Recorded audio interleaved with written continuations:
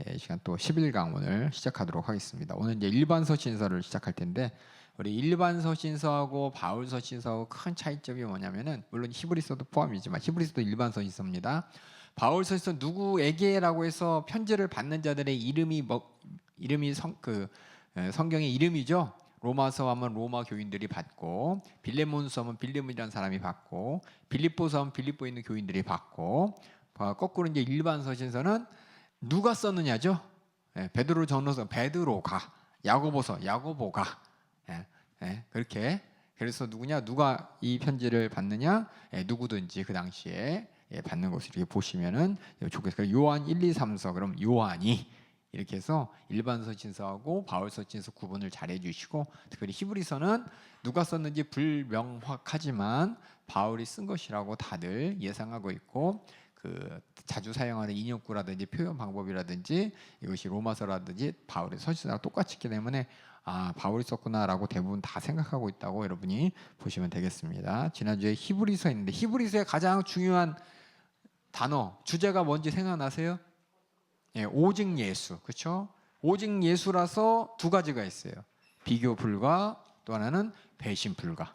그래서 비교 불가, 배신 불가 이유를 예수님이 누구시길래, 또 예수님이 무엇을 하셨길래 우리는 예수님에 대해서 오직 예수인 것이고, 더 나아가서 그렇기 때문에 우리는 어떻게 신앙생활을 해야 되는지, 우리 신앙생활의 우월성에 대해서 설명한 것이 히브리서입니다. 그래서 히브리서를 잘 이해하면, 그러니까 이해하기 위해서는 먼저는 예수님이 누구시고 뭐 하셨는지를 먼저 잘 알고 있으면은, 알고 있는 사람들을 다시 한번 강조하는 것이기 때문에, 우리가 복음서를 통해서 예수님의 공생애와 고난과 죽음을 통해 예수님이 하나님의 아들 그리스도라고 고백했던 그 하나님의 아들이요 그리스도인 그 예수가 왜 그렇게 대단한 분이신가, 또 그분이 우리를 위해서 대속물로 십자가 달려 죽으신 그 의미가 얼마나 참 대단한 것인가, 이것을 다시 한번 잘 강조한 것이 히브리서 기자입니다. 특별히 히브리 사람들에게.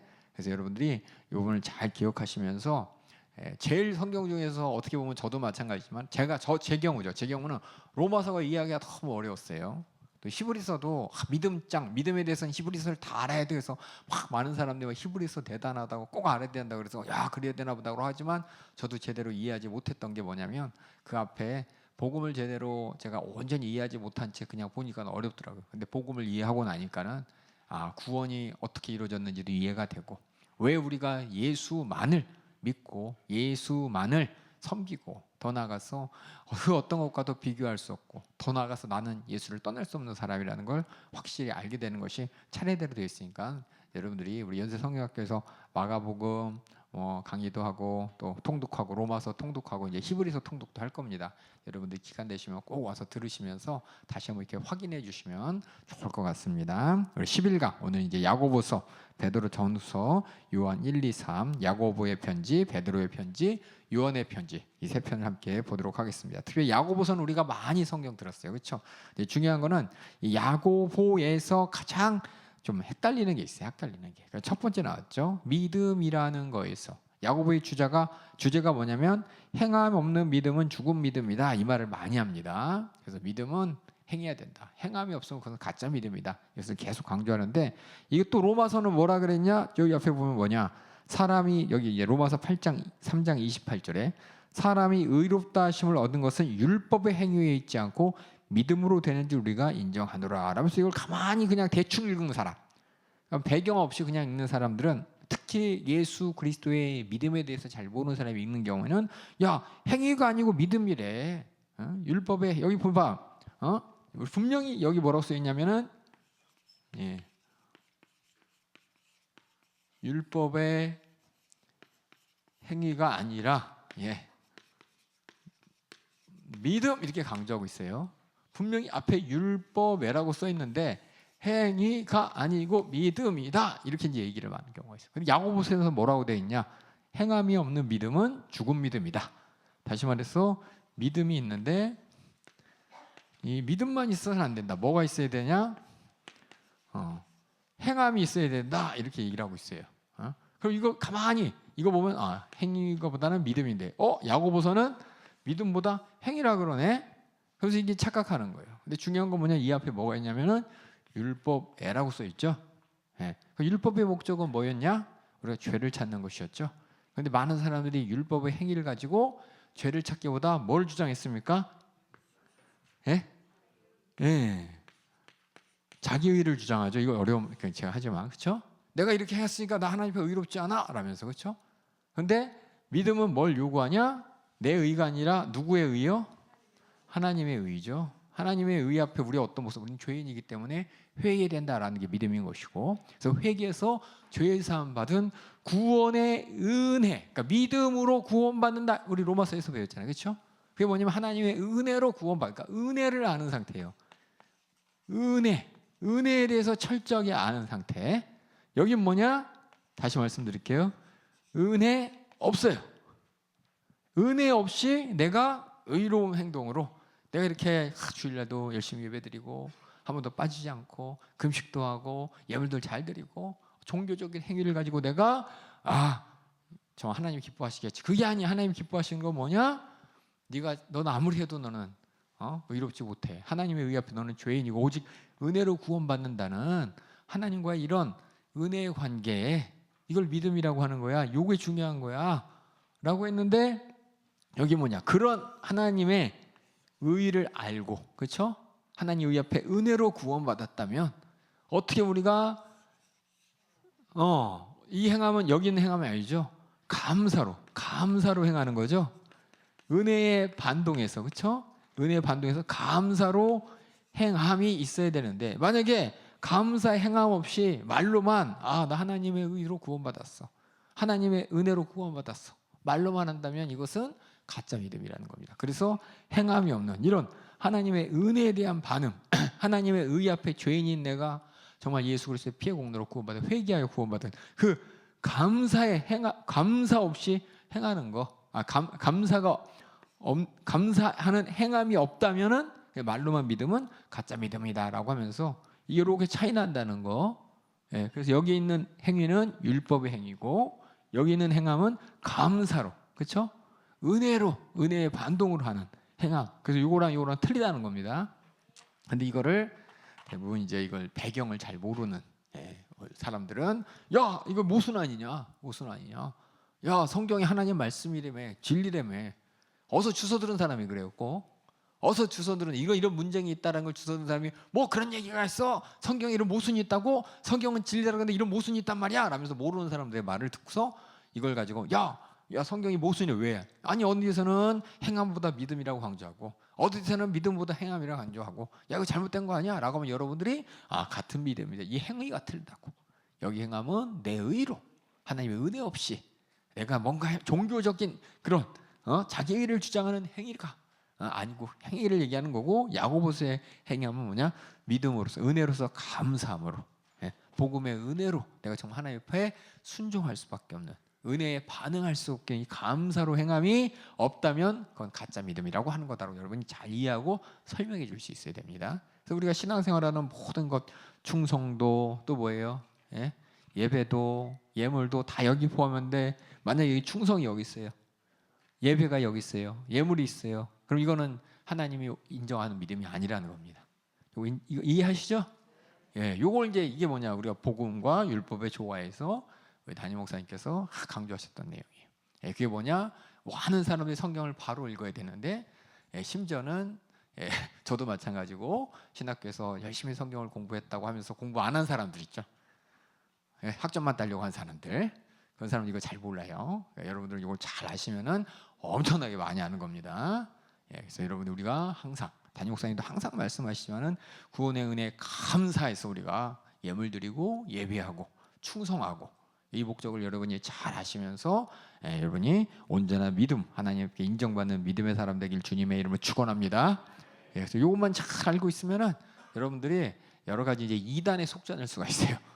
제가 맨날 이단 하는 얘기가 뭐냐면 하나님의 은혜로 저도 마찬가지로 제가 석사 했거든요. 석사라는 거 했어요. 박사는 못했어요. 공부 못해가지고 석사할 때 뭐 했냐면은 이단 쪽 했거든요. 이단 쪽. 그래서 계속 여러분에게 강조하는 게 제대로 이해하지 못하면 이단한테 홀랑 넘어갑니다. 문선명도 성경 갖고 얘기하죠. 문선명도 걔네들이 요 얘기할까요? 요 얘기할까요? 신천지에서 이 얘기할까요? 아니요. 이단은 요거 얘기 안 해요. 무조건 여기서 뭐냐? 야, 이렇게 네가 의를 해야 그 인정받는 거 열심을 해야지 인정. 이렇게 얘기를 해요. 다 감사로 행동한다고 안 합니다. 그러니까 여러분 요거 잘 주의하면서 혹시 주위에 그런 분이 있다면 우리의 믿음에 대해서 잘 설명하시고 혹시 그렇게 이단에 빠진 분들 한번 설명해 혹시 구할 수도 있어요. 잘 설명해 주시면 좋을 것 같아요. 그래서 다시 한번 본문으로 돌아가겠습니다. 야고보서 믿음의 행위를 강조합니다. 그래서 뭐냐? 행위하지 않고 믿다고 속지 말고 진정 믿는다면 감사로 행하라는 거죠. 그래서 믿음에 대한 로마서와 모순이 있냐? 로마서 3장 28절과 야고보서 2장 24절에 이것이 모순이냐? 아니라는 거죠. 이분 뭐 야고보에서 말하는 믿음과 로마서에서 말하는 믿음은 같은 의미가 아니다. 야고보서는 단순한 행함이 없으면 뭐예요? 그냥 행함이 없는 믿음은 어떤 믿음이요? 지적인 동의라는 거예요. 그래갖고 야고보서 뒤에 이렇게 써 있습니다. 2장 19절에 내가 하나님의 한 분인 줄 믿느냐? 잘하노다. 그런데 귀신들도 믿어. 그럼 귀신도 믿음으로 구원받아야 되는데 귀신들이 뭘 믿냐? 지적인 동의라는 겁니다. 그냥 하나님 한 분인 거 귀신도 인정해요. 당신은 하나님의 아들이십니다. 귀신이 예수님한테 예수님이 하나님의 아들인 걸 믿었어요. 얘기했어. 그렇죠? 그게 우리가 얘기하는 구원을 얻는 믿음이 아니라 지적인 그렇죠? 동의일 뿐이죠. 그거는 구원받는 게 아닙니다. 그래서 귀신들도 떠드는 이런 믿음이 구원받는 믿음이 아니라는 겁니다. 예수 믿는 그리스도인들의 믿음은 마음을 포함하는, 다시 말해서 이 마음 안에는 뭐냐? 은혜를 알고 그렇죠?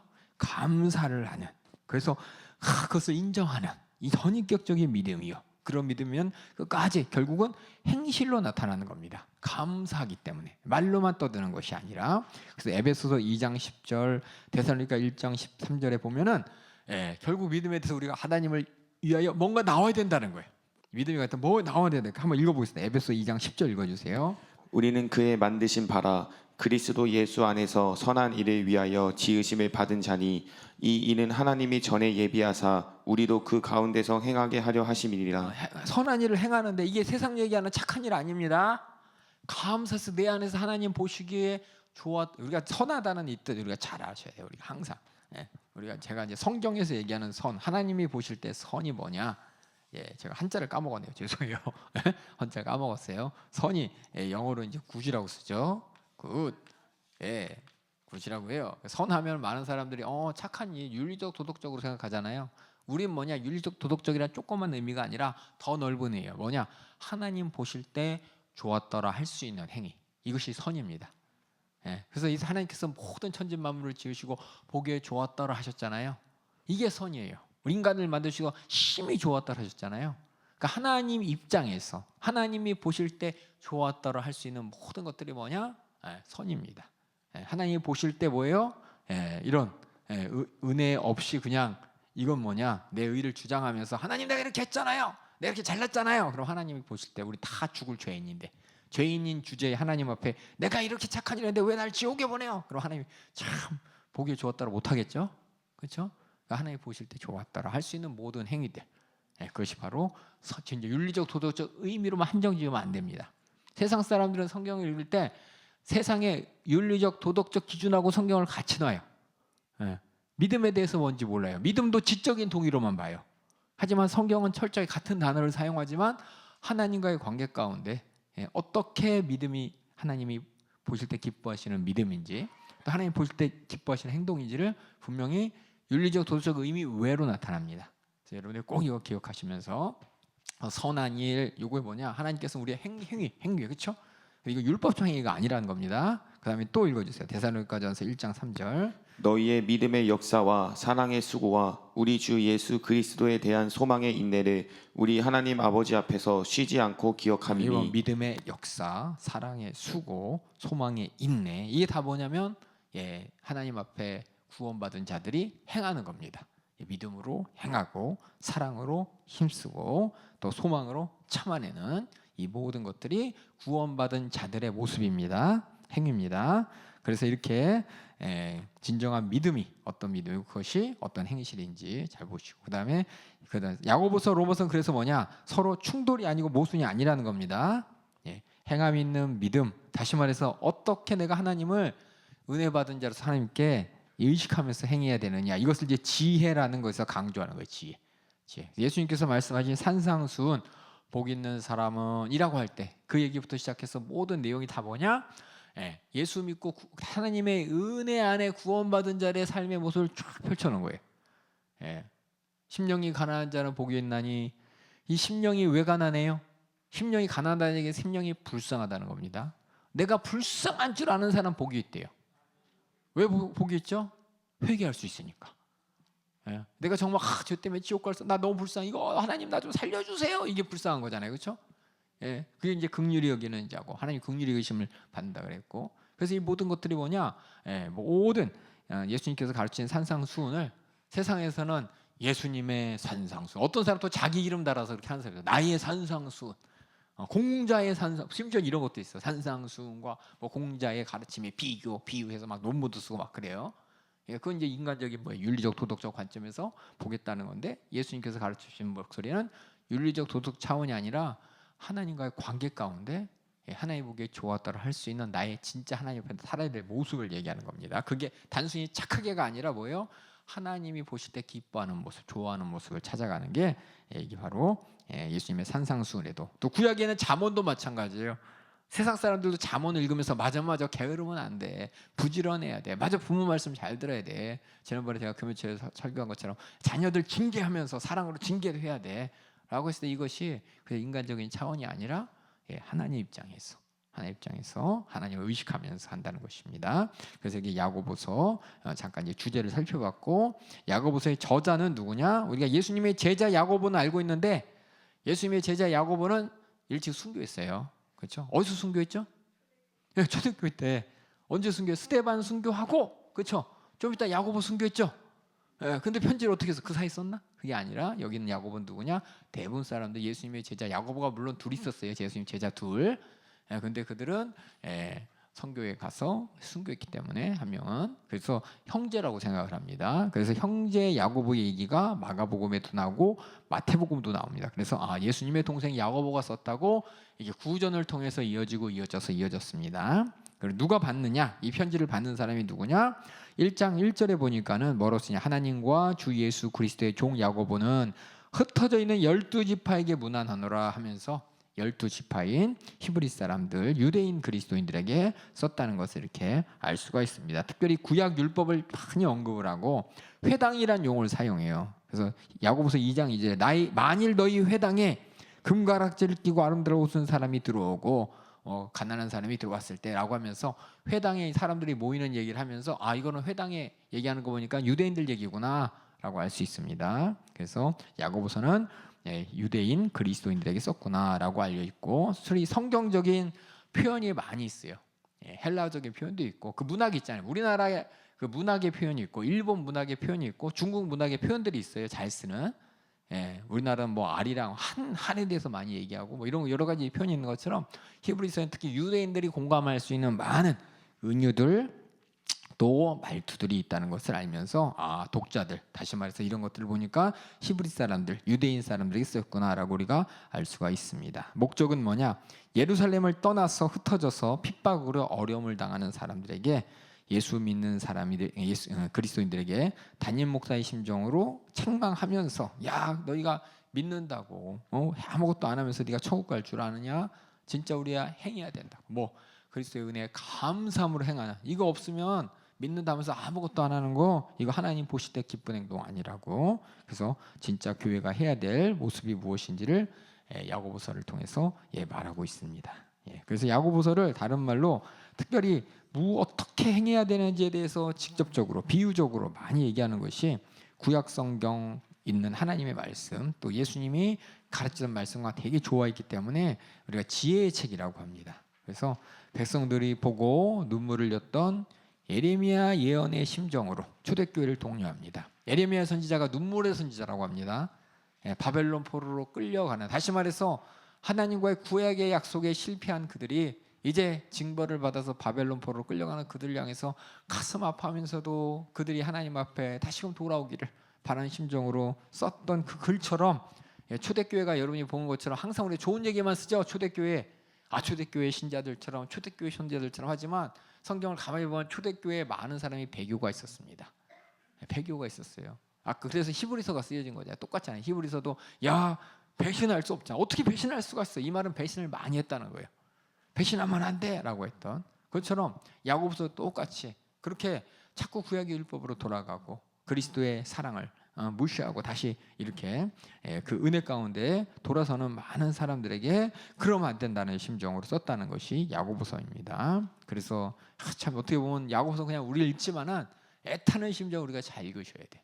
애타는 심정으로 때로는 막 강력하게 얘기하고 막 달리기도 하면서 그래서 다윗의 죄를 질타한 나단 선지자처럼 순종해야 된다. 그렇죠? 순종해야 된다고 108구절 중에서 50회 이상이 직접적으로 이렇게 해야 돼 라면서 어떻게 뭐 하면 좋다 이래야 된다가 아니라 그냥 이러면 좋다 그냥 이렇게 직접적으로 명령하면서 열정이 느껴지는 글이라고 우리가 발견합니다. 또한 지혜 문학의 반향으로서 지적인 명석함이라 단지 지적인 명석함이라는 얘기지만 잠언 같아 잠언. 그래서 뭐 해야 돼 하지 말아야 돼 이게 직접적으로 하나님이 주신 도덕적인 어떻게 보면 윤리적인 그런 차원에서도 이해할 수 있는 이런 지혜입니다. 실질적으로는 하나님 말씀을 실천하는 것이 삶의 목적인데 하라 하지 마라가 그렇지 아니죠. 왜 해야 되는지까지 다 포함해서 우리는 하나님 말씀을 실천해야 된다고 이해됩니다. 그래서 보면은 이제 여러 가지 표현이 있어요. 때로는 엄중하게, 때로는 달래면서, 때로는 눈물로 아쉬워하면서. 야고보의 짧은 글이지만 여러분이 잘 읽어보면은 설명도 하고 이게 설명 대타게 막 강조도 하고 어떡하냐 그러고서 막 걱정도 하고 이러면서 어떻게 보면 여러 가지 표현법이 있다 보니까는 여기 문학적으로 어떤 일관성이 없어 보이지만은 그 안에는 꼭 주님 앞에 충성으로 행할 것을 일관되게 요구하는 것이 야고보서입니다. 특히 야고보서와 예수님이 가르치셨던 가르침 이건 같이 봐야 돼요. 같이 봐야 돼요. 나중에 이제 복음서 읽으실 때 여러분이 한번 야고보랑 같이 이렇게 비교해 보세요. 특별히 산상순이라든지 같이 살펴보면 하나님의 의와 하나님을 아는 지식을 강조하고 있습니다. 그래서 하나님의 의, 하나님 앞에 의로운 모습이 무엇이냐? 행함이 아니죠. 하나님이 의롭다는 건 행함이 의로운 거 아니죠.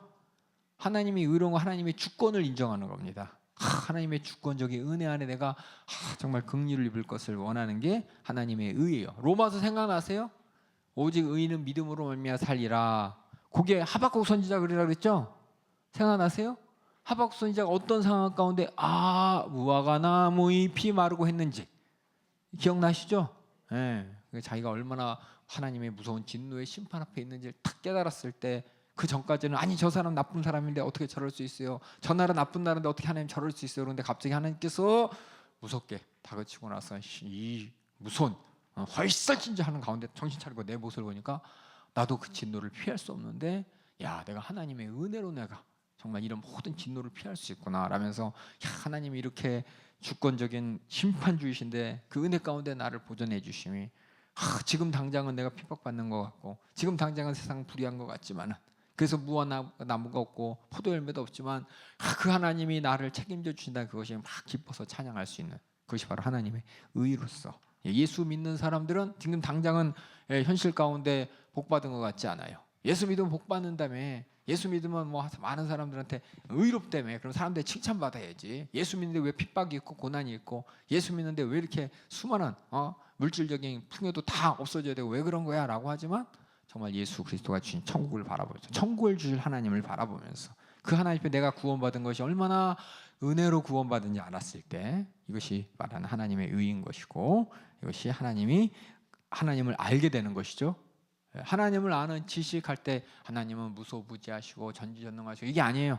진짜 하나님 아는 지식은 하나님의 주권 앞에 나는 아무것도 아닌데 오히려 심판받아 지옥 갈 사람인데 이게 하나님을 알고 내가 하는 겁니다.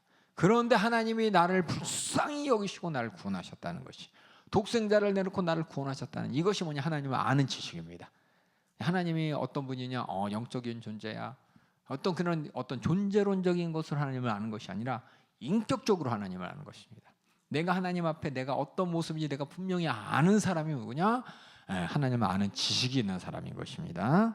그래서 이런 사람들이 그 앞에서 어떻게 살아야 되는지 예수님이 가르쳤던 말씀하고 똑같아요. 그 하나님 앞에 말로만 어떻게 하나님 앞에 감사해 오고 아니가 뭐라도 해야 돼요. 그 실천인 것이고 그래서 열매 맺는 신앙생활. 근데 뭐예요? 이런 것도 모르고 그냥 아무것도 모른 채 불확실한 미래를 기대면서 거만 떠는 사람을 책망합니다. 이거 모르니까는 막 교만할 수밖에 없고 거만할 수밖에 없어. 이런 사람들 책망하는 게 또 보면 이제 구절이 있어요. 야고보서 9절, 또 마태복음 9절, 야고보서 9절, 마태복음 9절. 한번 읽어볼까요? 우리 저 야고보서 저 밑에 있는 7번 볼게요. 7번 야고보서 1장 22절 한번 읽어주세요. 너희는 도를 행하는 자가 되고 듣기만 하여 자신을 속이는 자가 되지 말라. 이 도라는 것은 우리 예수 그리스도의 복음이죠. 복음에 들었을 때 그 앞에 어떻게 행해야 돼 예수님이 다 가르쳐 주셨는데 아무것도 안 하면서 속이지 말라 그랬고 야고보서 1장 25절 읽어주세요. 자유하게 하는 온전한 율법을 들여다보고 있는 자는 듣고 잊어버리는 자가 아니요 실행하는 자니 이 사람이 그 행하는 일에 복을 받으리라. 예수님도 똑같이 말씀하셨죠. 내가 한 말 너희 다 들었지 그러면서 마태복음 7장 26절 읽어주세요. 나의 이 말을 듣고 행치 아니하는 자는 그 집을 모래 위에 지은 어리석은 사람 같으리니. 꼭 행함을 강조하셨습니다. 우리가 산상수훈이 5장, 6장, 7장이에요. 마태복음. 근데 마태복음 7장 26절이면 끝부분이죠. 5장, 6장, 7장까지 다 너희가 다 들었지. 이제 그것을 행해야 돼. 아니면 모래 위에 지은 사람하고 똑같아라고 얘기했고, 그 다음에 우리 야고보 3장 12절 읽어주세요. 내 형제들아 어찌 무화과 나무가 감람 열매를 포도나무가 무화과를 맺겠느뇨 이와 이 짠물이 단물을 내지 못하느니라. 야고보서에서 이렇게 온전한 열매를 강조한 것처럼 예수님도 마태복음에 강조하셨습니다. 7장에 또 읽어주세요. 그의 열매로 그들을 알지니 가시나무에서 포도를 또는 엉겅퀴에서 무화과를 따겠느냐. 이게 뭐냐면 우리가 구원받은 거 은혜로 구원받다 그랬죠. 하나님의 의를 알고 하나님 아는 지식을 안다면 내가 은혜로 구원받았다는 하나님과 인격적인 관계 가운데 인격적인 반응이 열매입니다. 이게 열매가 아니에요. 그렇죠? 이게 열매가 아니고 이게 열매인 거예요. 예수님께서 그런 열매. 그러니까는 착한 일을 많이 했다, 조금 했다, 헌금을 많이 했다, 조금 했다가 아니라 마음이 중요해요. 마음이. 은혜 감사함을 어떻게 행동했는지. 그다음 야고보서 4장 13절 또 읽어주세요. 들으라 너희 중에 말하기를 오늘이나 내일이나 우리가 아무 도시에 가서 거기서 1년을 유하며 장사하여 이를 보리라 하는 자들아. 근데 마태복음에 뭐라 그랬냐? 그러므로 내일 일을 위하여 염려하지 말라. 내일 일을 내일 염려할 것이요 한날 괴로움은 그날의 족하니라. 이 땅에서 돈을 벌어야지. 근데 하루 아침에 목숨 딱 하면 그 사람 뭘 위해 살 거예요? 우리 소출이 풍성한 비유를 통해서 예수님도 말씀하셨듯이 우리 영혼의 때를 위해서 그 때를 위해 살아야 되는데 자꾸만 이때 지금 이 땅에 집중하면서 영혼의 때 무시한다는 겁니다. 그날은 그날 하나님이 주신 은혜로 사는 것이고, 근데 그날이 다인 줄 알고 그날에 그냥 돈 많이 버는 줄 알고, 그게 중요한 게 아니라 우리는 항상 영혼의 때를 위해 산다는 그 때를 위해서 우리가 산다는 것이 나의 뭐예요? 하나님 말씀을 들었으니까 모습으로 나타나야죠, 그렇죠? 인색하면 안 되고, 그치? 인색한다는 자체가 뭐예요? 이 땅에 소망을 두는 사람인 것이고, 억지로 한다는 게 뭐냐? 하나님의 은혜 없이 그냥 뺏긴다고 생각하는 사람입니다. 정말 영혼의 때에 소망을 두는 사람이라면, 그 하나님의 주권적 은혜 앞에 사는 사람은 무화과 나무 잎이 마르고 포도 열매가 없어도 내가 갖지 못해서 없을 수도 있고, 또 하나 뭐야? 주님 앞에 다 드려서 내가 이 땅에 없을 수도 있어요. 그걸 잘 보셔야 되는 게 우리가 물질 가운데 맞아 가난한 사람들한테만 얘기해요. 야 그래 가난해도 괜찮아 하나님이 계시잖아. 물질이 중요한 게 아니야. 무화과 나무 잎이 말아서 막 이런 얘기를 해요. 맞아 난 가난하지만 나는 여호와를 위해 즐거워해. 그 얘기만 하는데 그게 아니라 내가 있는 거 주님 앞에 다 드려서 내가 지금 빈손이 될지라도 내가 주님을 위해서 다 드려서 내가 이 땅에서 정말 가졌다지만 없고 사람들이 저 사람 이상한 사람 아니야? 라고 하면서 내가 초래한 어떻게 보면 빈궁이죠. 내가 초래한 가난일 수도 있어요. 세상에서 입장에서는 그럴지라도 하나님과 더불어서 감사하고 찬양할 수 있는 그게 정말 하나님을 아는 지식인 것이고 그 안에 맺어진 열매인데 그냥 계속 무화과 나무 잎이 마르고 이 노래 들을 때 참 좋은 사람들이 누구냐? 가난한 사람들이 맞아 우린 가난해도 괜찮아가 아니라 하나님 앞에 들을 수 있어서 드린 다음에도 그 노래를 자연스럽게 기쁘게 찬양할 수 있는 사람이 정말 영혼의 때를 바라보는 사람인 것이고 하나님의 은혜 안에 사는 사람이라는 걸 잘 기억해 주시기 바랍니다. 그 다음에 우리 그래서 믿음의 특징이 뭐냐? 야고보에서 그래서 여기 얘기하는 진짜 행함이 있는 믿음, 이 믿음의 특징이 첫 번째는 행함이 있어야죠. 말이 아닌 행함으로 믿음이 나타나야 되는 것이고 또 그 하나님의 은혜 안에 행하기 때문에 그 은혜 안에서 나나 옆이나 다 똑같죠. 은혜 앞에서 다 지옥 갈 자가 구원받았는데 무슨 차별할 필요가 있겠습니까? 오히려 불쌍히 여길 수 있는 마음, 그게 이제 믿음이고, 그 다음에 행함 없는 믿음은 죽은 믿음이다라고 하면서 아까 얘기했듯이 귀신들도 아느니라라고, 또 그 믿음으로 아브라함은 이삭을 바쳤다라고도 히브리서도 얘기했듯이, 그리고 말에 대해서 함부로 말 안 하는 거죠. 행동이 없어서 정말 말도 표현도 마음껏 하고서 뒤 책임 안 지는 사람이 아니라 책임질 수 있는 사람이 때 말과 혀를 조심해야 되는 것이고, 함부로 행동하지 않고 하나님의 지혜로서 행하는 것입니다. 어떻게 지혜로 행하느냐? 세상의 지혜로 세상에서 잘 사는 법이 아니라 하나님의, 그렇죠? 하나님 나라 앞에 가서 하나님께 칭찬받는 삶을 살아야 되는데, 세상의 지혜를 가지고 세상의 벗을 가지고 내 하나님 앞에 설 그때를 준비하지 않으면 하나님 앞에 원수가 된다고 되어 있습니다. 그래서 경고를 3번 합니다. 성경 이 야고보서에 보면 판단하는 사람, 말로서 판단하면서 이런 내 저런, 네가 받은 은혜도 모르고 남을 비판해. 예수님도 비판하지 말라 그랬어요. 허탄한 생각을 자랑하는 사람, 허탄한 게 뭐냐? 이 땅의 것이죠, 이 땅의 것. 그렇죠? 이거 자랑하는 사람들, 또 특히 부자들 경고합니다. 부자는 뭐예요? 무화과나무 잎이 마르고 찬양 못해요. 그러면 안 되는데. 포도 열매가 없어, 안 되는데. 나 가져야 되는데. 그렇죠? 그런 사람들은 찬양할 수 없습니다. 그래서 그 자들에 대해서 경고하는 것이 이제 믿음의 특징입니다. 그다음에 승리에 대해서 얘기합니다. 결국 기도와 인내로 승리할 수 있는 이유는 주님이 다시 오신다는 소망이 있기 때문에, 특별히 야고보서 이후로는 주님의 재림을 염두하고 쓴 거예요. 주님의 재림에 대해서 확실하게 계속해서 강조하고 있어요. 주님의 재림 앞에 쓰고 있어요. 그런데 그렇게 이해하시면 좋을 것 같습니다. 강림의 소망. 왜냐하면 이 초대교회 당시에 주님의, 지금도 마찬가지입니다. 우리가 주님의 재림의 소망을 갖는 것이 꼭 핍박과 어떤 시험이 있고 미혹이 있고 또 세상의 종말의 징조가 있어 보여서만이 아니라 항상 우리가 갖고 있어야 됩니다. 항상 갖고 있을 때 뭐냐? 재림의 징조, 마지막 대재앙이 이렇게 나타나는 거지. 대재앙이 딱 볼 때 그때서야 막 나 재림의 믿음 가져야지. 물론 그때 간지만 해도 감사하죠. 근데 우리는 안녕하다, 평안하다, 그때 갑자기 예수 오신다고 했습니다. 항상 우리는 주님의 강림에 대해서 내 생에 안 올지라도, 그렇죠? 수많은 믿음의 선배들이 그렇게 살았어요. 2000년 지났잖아요, 그렇죠?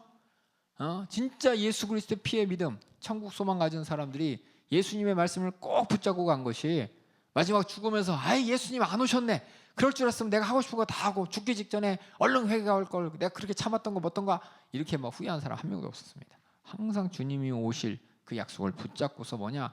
죄와 싸워 이기고 거룩하게 보존하고 하나님을 기쁘시게 하고 내 구원의 은혜에 감사함으로 주님 뜻 이뤄가며 복음 전했던 그 삶이 2000년 동안 쭉 일관성에 이어져서 우리한테 온 거지. 어느 순간 에이 주님 안 오시네, 그냥 복음이나 전하자, 이런 거 아니라는 겁니다. 항상 주님 오실 날을 긴장감 가지고 신앙생활을 한 것이 지금까지 이어졌기 때문에, 성경을 우리가 읽는 것이 그 당시에 재림의 소망이 있었어가 아니라 이게 우리 신앙생활이에요. 진짜 신앙생활. 진짜 신앙생활은 주님의 말씀이 구원받은 은혜 감사함에 플러스 뭐냐? 주님의 말씀대로가 뭐냐? 그 말씀 안에 우리가 항상 언제 주님의 강림, 이 최후의 심판이 있을지 모릅니다. 항상 우리가 긴장하면서 뭐냐? 죄와 싸우게 되는 겁니다. 긴장하면서 주님을 기쁘시게 하는 신앙생활을 하고 있어야 그 모습이 뭐냐? 하나님 나라의 백성의 모습이기 때문에 천국에 갈 수 있는 것이지. 갑자기 그냥 서두르게 막 비자 준비하고 서두르게 뭐 여권 준비하고 서두르게 막 뭐 이렇게 여행 경비 준비해서 가는 게 아니라 항상 준비하고 있어야 된다는 거.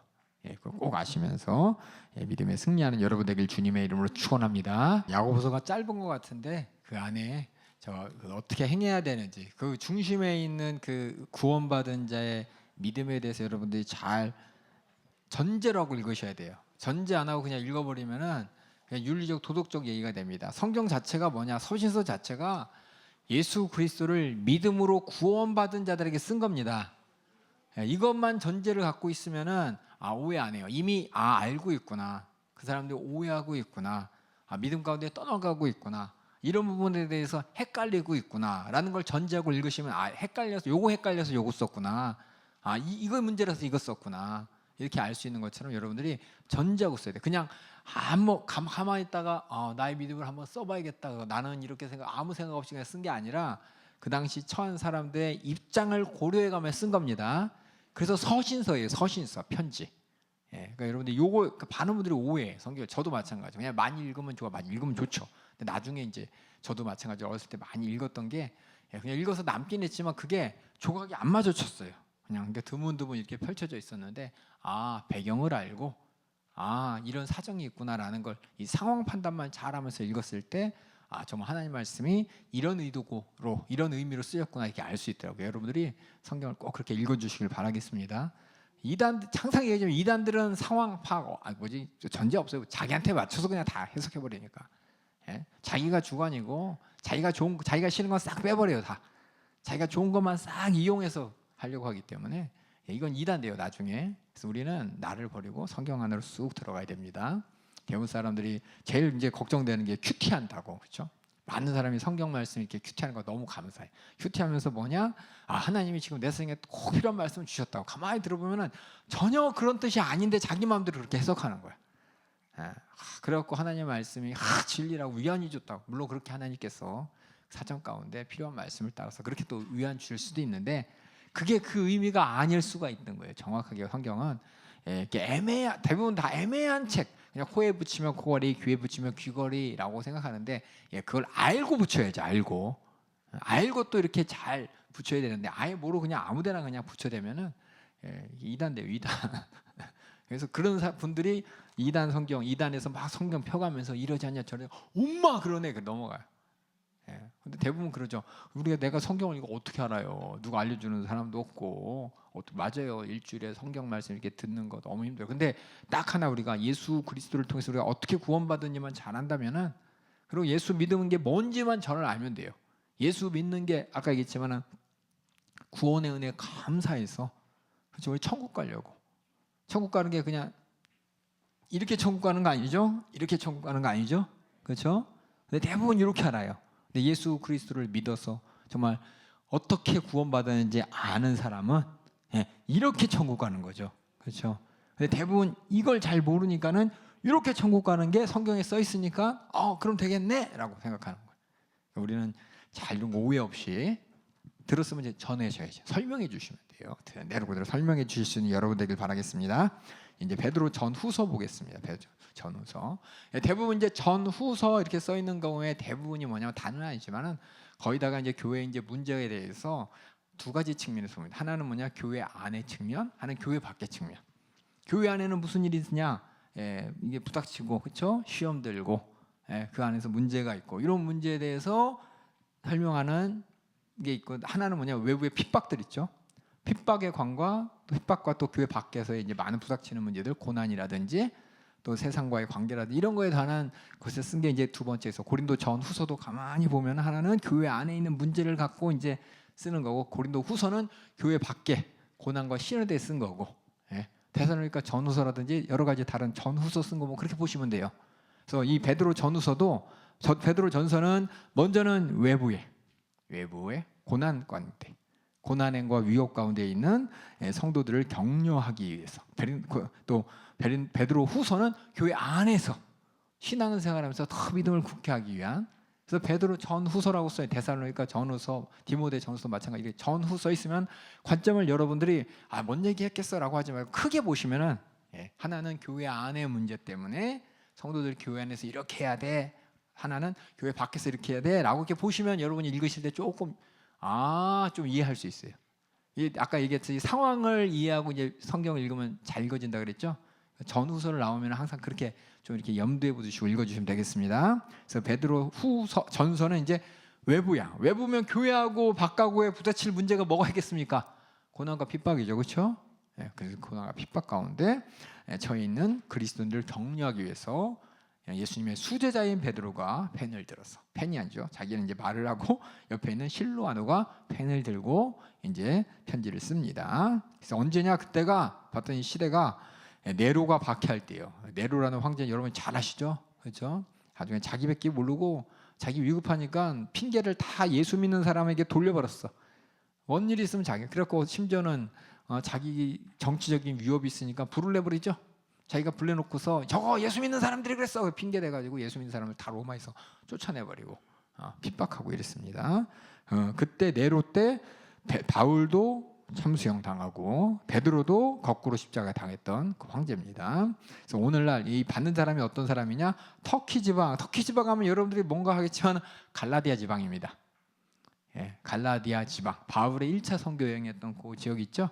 예, 아시아 그쪽 터키 지방 그쪽에 그리스도인들에게 편지를 씁니다. 특별히 위로와 격려하기 위해 씁니다. 예, 만물의 마지막에 가까웠으니 이 말을 합니다. 예, 우리 항상 재림의 신앙을 가지고 그렇죠. 왜냐하면 고난과 핍박이 있을 때가 언제 주님 오시기에 가까웠다는 주님의 말씀이 것처럼 예, 만물의 마지막에 가까웠으니 다시 말해 고난과 핍박 가운데 있으니 바로 그리스도가 받으신 고난에 그들이 참여하고 있다는 것을 기억하게 하면서 고난을 이길 수 있도록 격려합니다. 예, 그리고 그 고난 자체가 뭐였냐? 예, 피할 수 있는 것이 아니라 반드시 겪어야 돼. 예수님께서도 그 고난을 통해서 하나님의 뜻을 이루었듯이 예, 교회가 고난을 받았을 때 아니 왜 이런 고난을 받습니까가 아니라 하나님의 뜻대로 받는 고난이라는 겁니다. 그래서 그들의 고난이 하나님의 뜻이라는 것을 강조하면서 하나님의 뜻대로 받는 고난이 뭐냐? 우리가 그 고난을 피하는 것이 아니라 마땅히. 예수님도 잘 보세요. 예수님께서 고난 당해서 저는 항상 예수님께서 겟세마네 동산에서 기도하실 때 저는 옛날에는 예수님께서 그냥 기도하셨나 보다라고 했어요. 그리고 매일 한 사람 이 잔을 넘어갈 수 있으면 넘어가 주시고 아버지 뜻대로 원하다 그렇게 기도했나 보다라고 했지 예수님의 속마음에 대해서 알려고 하지 않았습니다. 그냥 예수님께서 그냥 이렇게 힘든데 아버지 뜻대로 하려고 했나 보다라고 하지만 더 저 성경을 읽어봤을 때 예수님도 우리랑 똑같이 고난 가운데 담임 목사님 어제 사부에게도 말씀하셨지만은 피하고 싶은 거예요. 고난을 어느 누구가 그거를 기쁘게 받아들일 사람이 어디 있어요, 얘가. 그렇죠? 고난 앞에 누구든지 다 뭐냐? 걱정 근심이 끝이 없지만 아버지의 뜻이기 때문에 그 뒤에 나타날 것을 바라보면서 고난을 참아내는 것이기 때문에 예수님도 그랬다는 거예요. 그래서 1장 11절에 나오고 하나님의 뜻이다. 우리 3장 17절인데 우리 한번 12번 여기 보면 바울도 똑같이 얘기했습니다. 바울도 또 베드로도 똑같이 이 고난이 뭐냐? 하나님이 주신 뜻대로 받는 고난이라고. 디모데후서 3장 12절 한번 읽어주세요. 무릇 그리스도 예수 안에서 경건하게 살고자 하는 자는 핍박을 받으리라. 참 신기해. 예수 믿는 사람이 무슨 세상에 해를 끼쳤다고 예수 믿었다는 거 갖고 핍박을 합니다. 이게 뭐냐? 보세요. 예수 믿는 사람이 도둑질을 해요? 예수 믿는 사람이 살인을 해요? 전혀 그러지 않는데 세상은 이상하게 핍박을 해요. 심지어는 그렇죠? 순교회까지 죽기까지 하는 거 참 신기해요. 왜 그런지 몰라. 절대 그럴 리가. 그게 뭐냐? 마귀 역사가 분명하다는 겁니다. 악한 마귀 역사는 예수 그리스도 복음이 이 땅에 전해지는 거 절대 막으려고 이렇게 핍박과 고난 억울하죠. 억울하게 세상의 법정에서 억울함을 토로하면 법이 해결해 줄 것 같은 그런 문제를 가지고 가도 고난과 핍박이 있어. 참 신기해. 덮어 씌우죠. 선하고 나쁜 게 아니라 넌 체제에 반항했어부터 시작해서 그렇죠? 너 사회 질서를 무너뜨려. 언제 사회 질서를 무너뜨렸어요? 다 그렇게 되면서 억압하는 게 이 세상인 것이고 이런 핍박은 분명히 있다는 것이에요. 예수 믿는다는 이유로 지금 우리가 지금 이 땅 대한민국에서 불과 20년 전만 해도 제가 고등학교 때 여러분들도 아마 여기 있을 거예요. 고등학교 때 문학의 밤 교회에서 하면은 친구들이 서로 가려고 했습니다. 야 문학의 밤 한다 오라고 초청장 이렇게 찌개찌개 만들어서 주면은 죄송해요. 글씨로 못 쓴 글씨들 쓰면은 와가지고 갔다 왔다고 교회에서 고등학교에서 중학교 화제가 되고 그랬는데 지금은 그러고 예수 믿는다 그러면 이상한 눈으로 쳐다보죠.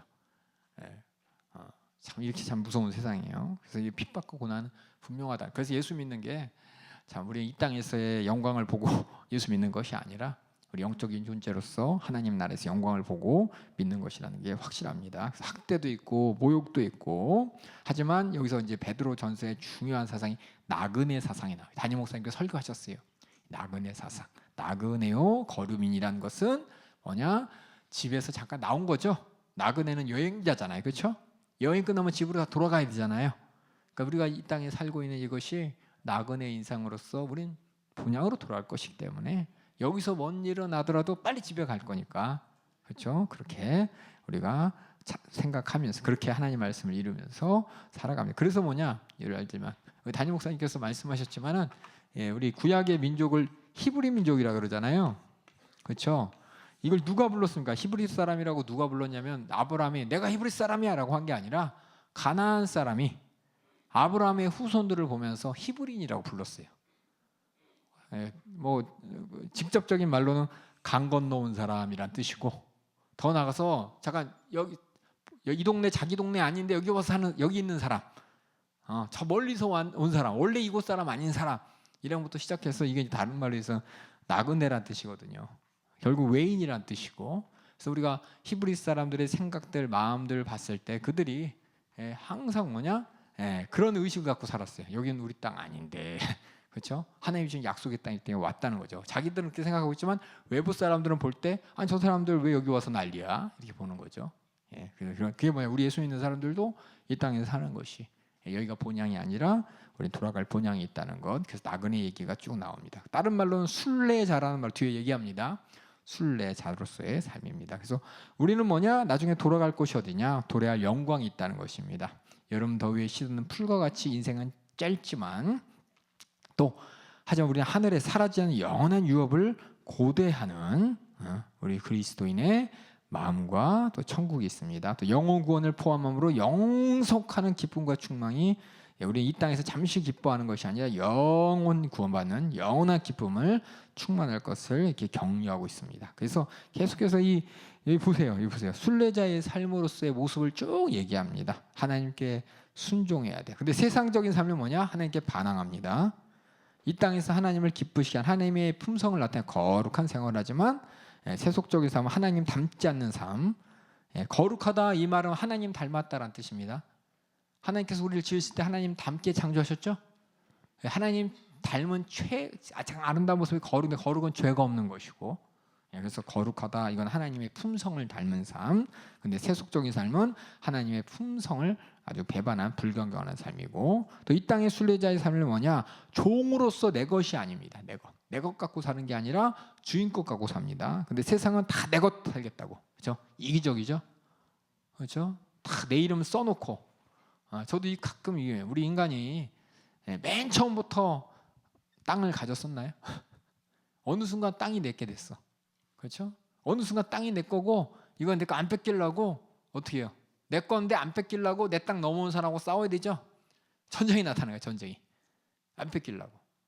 이게 참 뭐냐, 우리 인간의 모습이에요. 내 거 아닌 것 같고 내 거 살려고 하고, 이거 내 건 줄 알고 착각하면서 지키려고 하다가 전쟁이 나는데 실상은 시간 지나면 난 없어지잖아요. 지금 연세중학교 이 땅도 지금 세상의 법에 의해서 이제 연세중학교의 땅이지만 그 전에 누구 땅이었는지 몰라요, 그렇죠?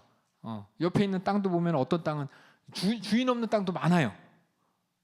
나라에서 이제 귀속시키죠, 그렇죠? 그래서 여러 가지 이걸 보면은 세상 사람들이 땅을 막 갖겠다고 움켜쥐고서 막 하지만은 이게 진짜 내 건가 싶어요. 아파트 다 내 거라고 생각하잖아요, 그렇죠? 아파트 보면 평수가 막 40평, 이거 내 거야 하지만 실질적으로 권리는 한 5평, 4평밖에 안 되잖아요, 그렇죠? 그것처럼 뭔가 착각 가운데 사람들이 다 내가 이 땅의 거 다 가지고 살 수 있다고 착각하고 사는데, 실상 하나님 앞에 다 내 거 아니고 다 놔야 되는 것이고, 하나님 이 땅에서 내가 살 수 있도록 하나님께서 내게 허락해 주신 거죠. 내 게 아니라 하나님의 은혜로 내가 누리는 건데, 다 이걸 잊어버리니까 뭐냐, 다 내 거니까 안 뺏기려고 싸우고, 더 가지려고 막 싸우고, 더 많이 가지면 대단할 것 같고, 이게 이제 이 뭐냐, 세속적인 삶입니다. 참 이 말하면은 돈 안 벌어야 돼요, 그럼 집 사지 마, 그 얘기가 아니라 우리 마인드 자체가 하나님의 은혜로 모든 걸 누리는데, 하나님의 은혜가 싹 사라지면 그 다음부터는 내 거라는 생각이 딱 들면서 다 뭐냐, 내 거 뺏으려는 사람으로밖에 안 보여요. 그러니까 맨 이렇게 감사도 없고 은혜도 없고 영원할 때 생각할 수가 없는 겁니다. 그래서 순례자의 삶은 하나님께 기도하고 하나님께 응답받는 삶인데, 세속적인 삶은 하나님 자체를 거절하는 삶. 그리고 순례자의 삶은 정말 내 것 아니기 때문에 다 하나님 것이기 때문에 하나님 앞에 떳떳하게 사는데, 세속적인 삶은 어떻게든 안 뺏기려고 속이는 거예요. 속이는 거, 뺏으려고 속이고, 그리고 선한 일을 실천하고, 세속적인 삶은 그릇 때니 하나님 앞에 살지 않기 때문에 그렇습니다. 그래서 신사적이고 덕막이 있다는 표현도 있지만은 세속적인 삶은 사납고 무리하고, 또 하나님의 은혜로 사는 사람은 하나님이 주셔서 내 것도 먹고 너 것도 같이 먹는 건데, 서로 이렇게 사랑하지만 서로 미워하는 것이고, 세속적인 삶은 또 순례자의 삶은 여행이잖아요, 그렇죠? 여행이면 약간 불편한 거 감수해 가면서 여행하는 겁니다. 본여기 가서 푹 쉬려고. 그래서 내 자신을 잘 다스리지만 세속적인 삶은 과도하고 야만적이라고 썼습니다. 그리고 겸손한 삶을 사는 삶과 교만하고 교만한 삶, 악을 거절합니다. 순례자는. 왜냐하면 나는 하나님 집에 돌아갈 하나님 권속이기 때문에. 근데 세속적인 삶은 악을 수용하고 그리고 하나님의 질서를 수용하지만 세속적인 삶은 질서를 거절하고, 또 순례자의 삶은 아까 했지만 하나님께 순종하는 죄의 욕망을 다스리면서 하나님과 함께 하나님 권속으로 사는데, 세속적인 삶은 뭐 제멋대로 살고 하나님의 뜻을 행하는데 하나님의 뜻을 거절하고, 다른 사람과 나누는 것에 공유라는 것을 다른 말이야 나누는 거예요. 나누는 거. 나눔에 있어서 인색하지 않지만 세상은 뺏길까봐 두려워서 소유를 독차지하고, 또 남을 위해서 내가 갖고 있는 하나님의 은혜를 사용하지만 세속적인 삶은 나눠주기를 거부합니다. 지금 여러분 알다시피 어떻게 보면 이 나라가 그렇죠? 복지 정책이 잘 돼 있으니까는 불우한 이웃도 없으다 이 얘기 많이 안 하잖아요. 예전에는 성탄절 되면은 불우한 이웃도 없이다 당연하게 생각하고 많은 사람들이 그렇게 나눌 수 있는 마음이 있는데 세상이 각박해지다 보니까 더 많이 벌고 더 많이 누리고 한다고 하지만 실상은 나누는 데서 되게 인색해지네요. 뭐 인색할 수밖에 없는 게 다 빚으로 살다 보니까 나눌 게 없어요. 그렇죠? 다 빚으로 사니까 나눌 게 없어. 이게 참 우리가 살고 있는 현실입니다. 물질적으로 풍요해서 되게 잘 사는 것 같지만 실상은 물질에 지배당하고 살고 있기 때문에 하나님이 주신 이 마음을 다 잊어버리고 하나님의 성도도 다 잊어버리고 나누는 것도 제대로 나눌 수 없는 이런 삶. 참 당연히 안 나눈 거죠. 시간도 안 나누고 공간도 안 나눠요. 지금 우리가 진짜 여기 어르신도 알겠지만 과거하고 지금 비교해 봤을 때 옛날에 우리 연세중앙교회 그렇죠? 연세중앙교 노량진에 있을 때만 해도 공간이 어디 있어요? 다 예배 시간에 밥 먹으러 다 터져서 그렇죠? 부장네 집 가고 회원네 집 가고 다 집으로 갔는데 지금은 우리 방 없는데 방 안 줘요. 이렇게. 우리 어디서 모이라고 이게 그냥 붙었어요. 교회 방 많은데 왜 우리만 안 줘요? 교회 방이 얼마나 많아요. 근데 그 방들이 주일날 딱 2시간 3시간만 쓰고 나머지는 안 써요. 얼마나 비효율적으로 돌아가는지 몰라요. 그게 뭐냐면은 다시 말해서 참 나누는 게 참 힘들어요. 세상에 문 열고 내 집안에 누군가 들어오는 것 자체가 되게 부담스러워. 부담스러워요. 차라리 밖에 나가서 사주고 말지. 이게 점점 나누는 거에 대해서 참 이렇게 사람이 인색해지고, 그만큼 공간이 눈에 보이는 것도 이렇게 안 나누면 마음도 안 나누게 되는 거잖아요. 이게 점점 세상이 어떻게 변해가는지 바라볼 때 원래 그래가 아니고 세상이 그러니까 그렇게 살아야 돼. 세상 방법이고 왜 하나님 법 안에서 나눌 수 있는, 나누는데 주저하지 않는 우리 연세가족 되길 주님의 이름으로 축원합니다.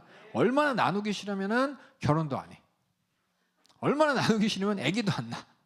참 그렇죠? 이게 별거 아닌 것 같지만 사회적 현상이다라고 하지만 성경을 봤을 때 하나님 뜻대로 움직여지는 게, 하나님 뜻을 반하는 게 세상의 질서가 되고 정의가 되는 삶이라는 게, 우리는 이 땅에서 오래 안 살 거야. 잠깐 왔다 가는데 그렇죠? 이게 다 내 것처럼 그냥 꼭 뭉쳐지고 안 놀려고 하는 이게 세속적인 삶인 것이고, 또 하나님의 은혜로 하나님이 주신 거 먹고 살고 이제 천국 갈 사람들은 이 땅에 물론 내가 누릴 하나님이 주신 은혜와 또 질서 가운데 살아야 되죠.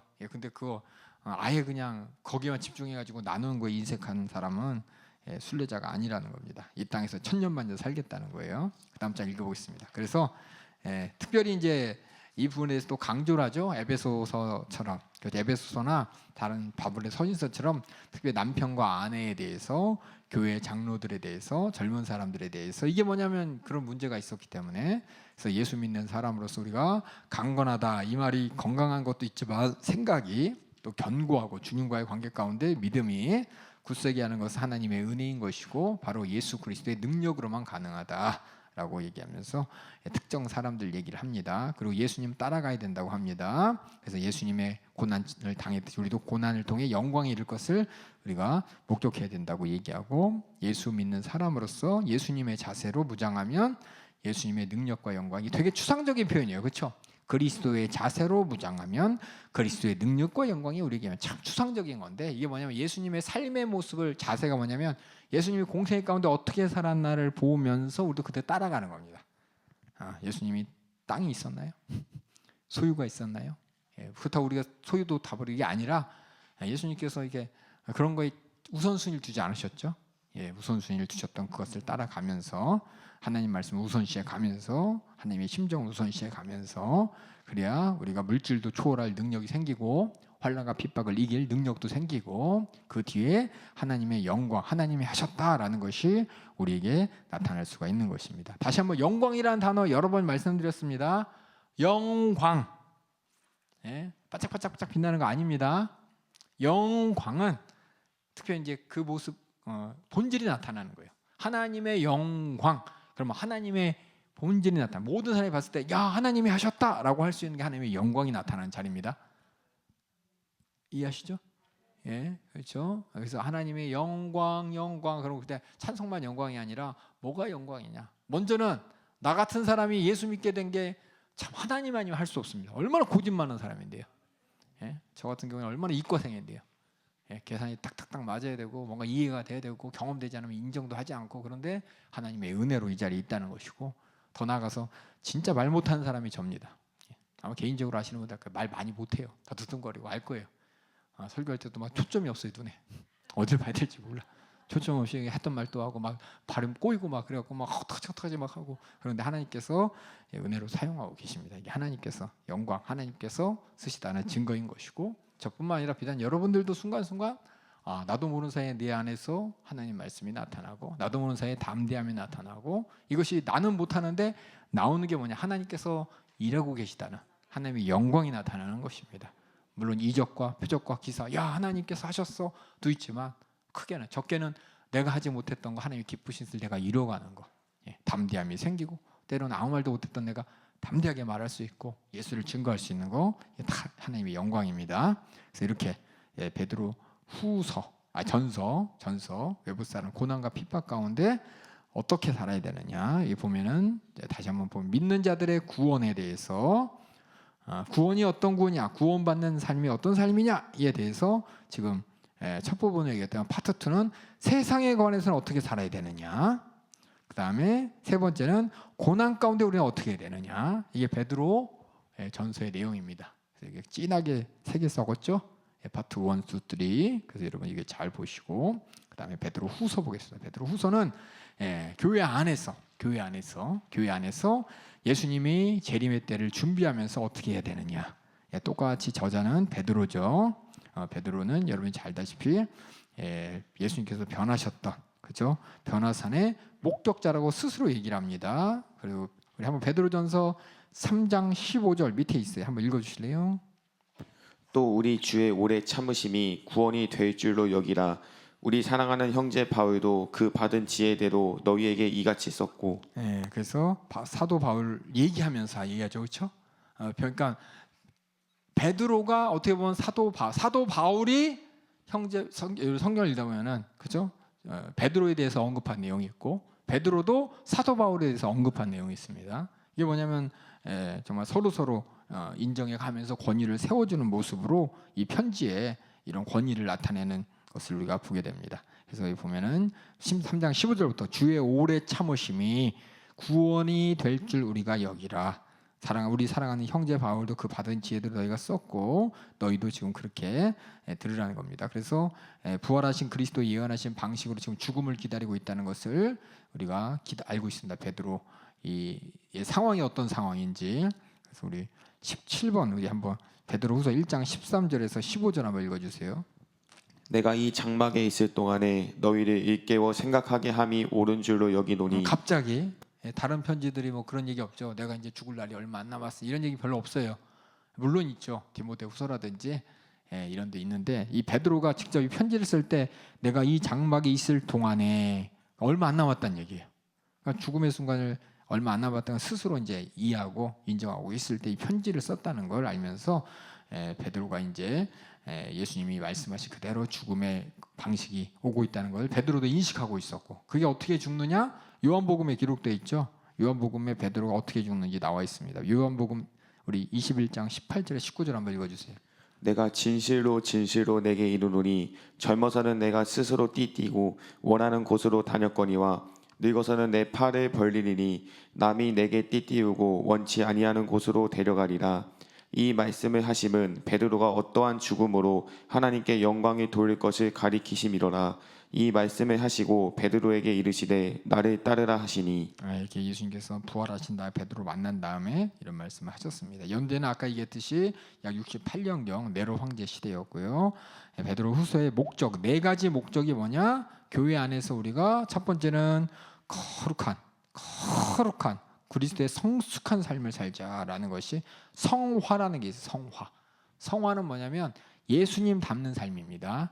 성화, 예수님 닮은 삶, 그리고 성경에 대해서 얘기합니다. 하나님 말씀에 대해서 강조하고, 그 다음은 그 말씀을 잘못 설명하고 있는 거짓 교사들에 대해서 경고하면서 이게 바로 주님 오실 얼마 남지 않았던 증거다라면서 마지막 때에 대해서 이렇게 얘기합니다. 그래서 처음으로 예수님처럼 살아야 되는데, 그러려면 말씀대로 살아야 되는데, 이 말씀을 잘못 전하는 거짓 선교사가 있고 거짓 교사가 있다는 것은 시대의 종말을 얘기한다는 것을 차례대로 여기 논리적으로 이해하시면 되겠습니다. 그래서 첫 번째로 그리스도의 성숙한 삶을 위해서 권면하는데, 우리에게는 하나님께서 독자들이 필요한 모든 것을 다 주셨다는 겁니다. 그래서 욕심내지 말라는 거죠. 욕심내지도 말고 그 대신에 우리가 개발시켜야 될, 우리가 발전해야 될, 예수님 닮아가야 될 삶에 대해서 쭉 우리의 신앙에 대해, 선에 대해서, 지식에 대해서, 자기 통제에 대해서, 인내에 대해서, 경건에 대해서, 형제의 사랑에, 이 모든 것들을 보면 그냥 좋은 말이죠. 그냥 가만히 생각해보세요. 한번 나의 믿음이 정말 예수님께서, 이 신앙이라는 것이 뭐냐면 하나님을 이렇게 앙망한다는 뜻입니다. 하나님을 상대한 뜻이에요. 신념과 신앙, 여러분이 담임 목사님 통해 말씀 들으셨죠? 신념은 내가 나의 의지를 갖고 있는 이 믿음의 관념인 것이고, 신앙은 하나님을 향해서 내가 갖고 있는 생각이에요. 하나님을 하나님으로 인정하고, 그 하나님, 우리 하나님은 막연한 하나님이 아니죠. 예수 그리스도를 통해서 우리에게 나타나신 하나님이죠.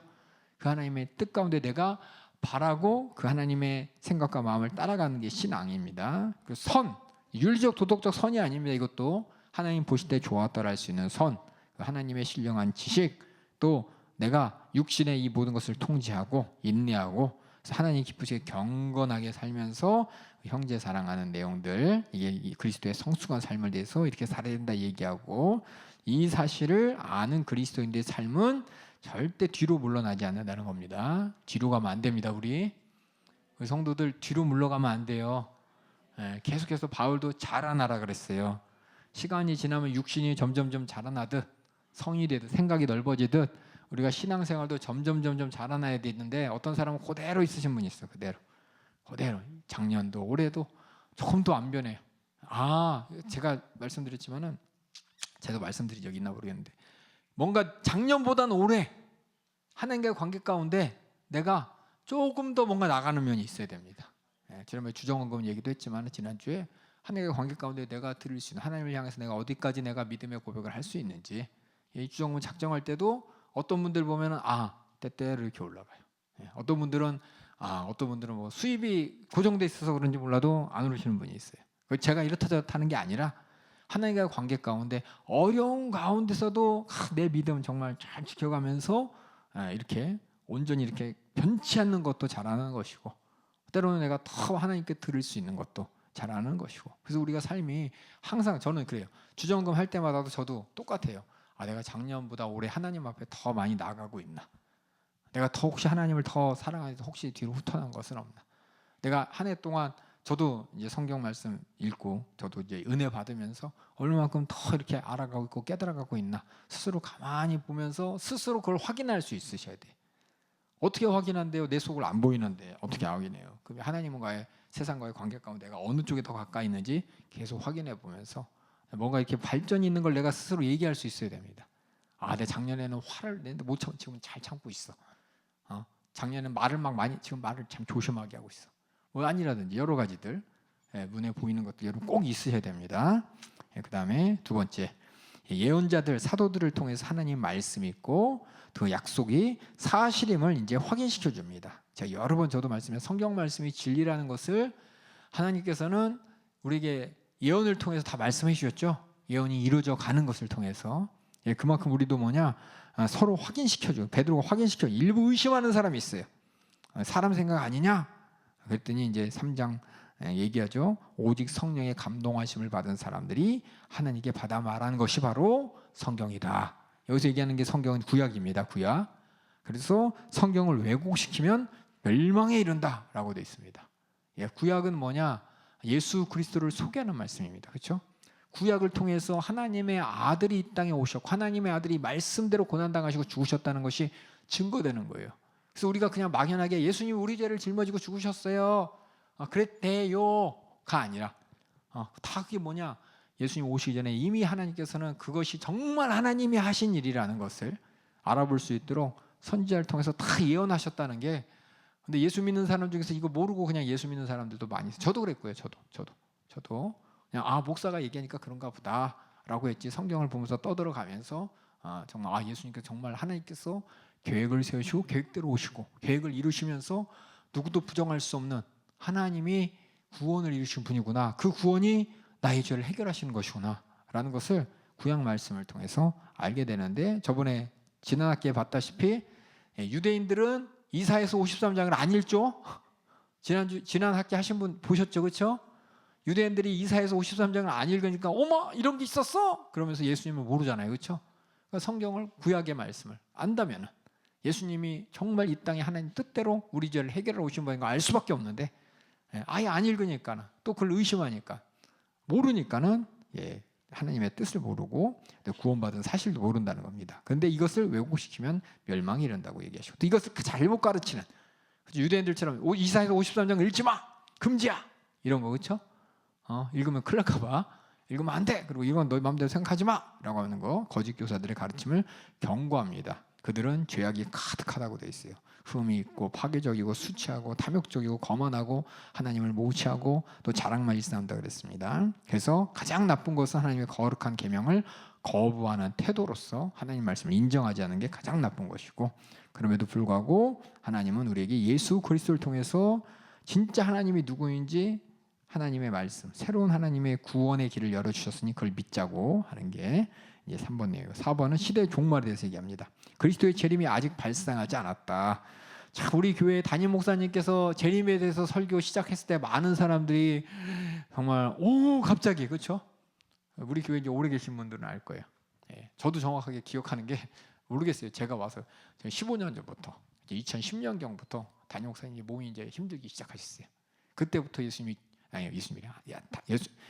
말씀, 그 재림에 대한 설교 담임 목사님이 시작하시면서 많은 사람들이 그 전에는 그냥 예수 믿고 속죄의 피로 구원의 은혜에 감사하고 그 은혜에 감사해서 전도해야 되는 것이고 끝까지 믿음 지켜야 되는 것이고 그렇게 은혜에 감사해서 신앙생활하자 그러다가 마지막 때에 대한 얘기하면서 많은 사람이 막 하면서 막 이상한 이단 얘기도 막 휩쓸려 가지고 막 헤매는 사람도 많고 그랬는데 예수님의 재림에 대해서 궁금한 것들이 초대교회도 있었다는 겁니다. 초대교회도 있었던 얘기를 지금 얘기하는 게 저희 베드로 후서에 있습니다. 그래서 재림이 왜 아직 안 발생? 예수님 금방 오신다는데 왜 안 이루어졌냐?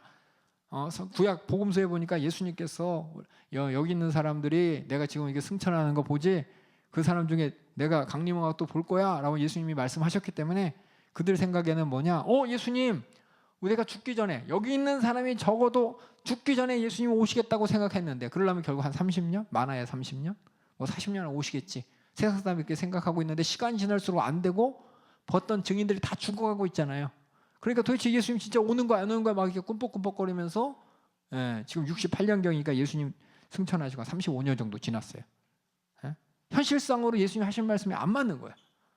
그러니까 사람들이 이거 어떻게 된 거야? 라고 이제 우왕좌왕하는 거죠. 예수님 말씀대로 내로의 핍박이 있고 고난이 있고 모든 거짓 선지자들도 나타나서 믿음 가운데 많은 사람이 떨어지고 이거 예수님 오실 날 얼마 남지 않은 것 같은데 도대체 언제 오시는 거야? 오긴 오는 거야? 라면서 이제 사람들이 우왕좌왕할 때 베드로가 이제 성경을 통해서 이제 가르쳐 주시는 거죠. 말씀해 주시죠. 우리 베드로 우리 한번 다 읽어볼게요. 우리 베드로 후서 3장 베드로서 3장 우리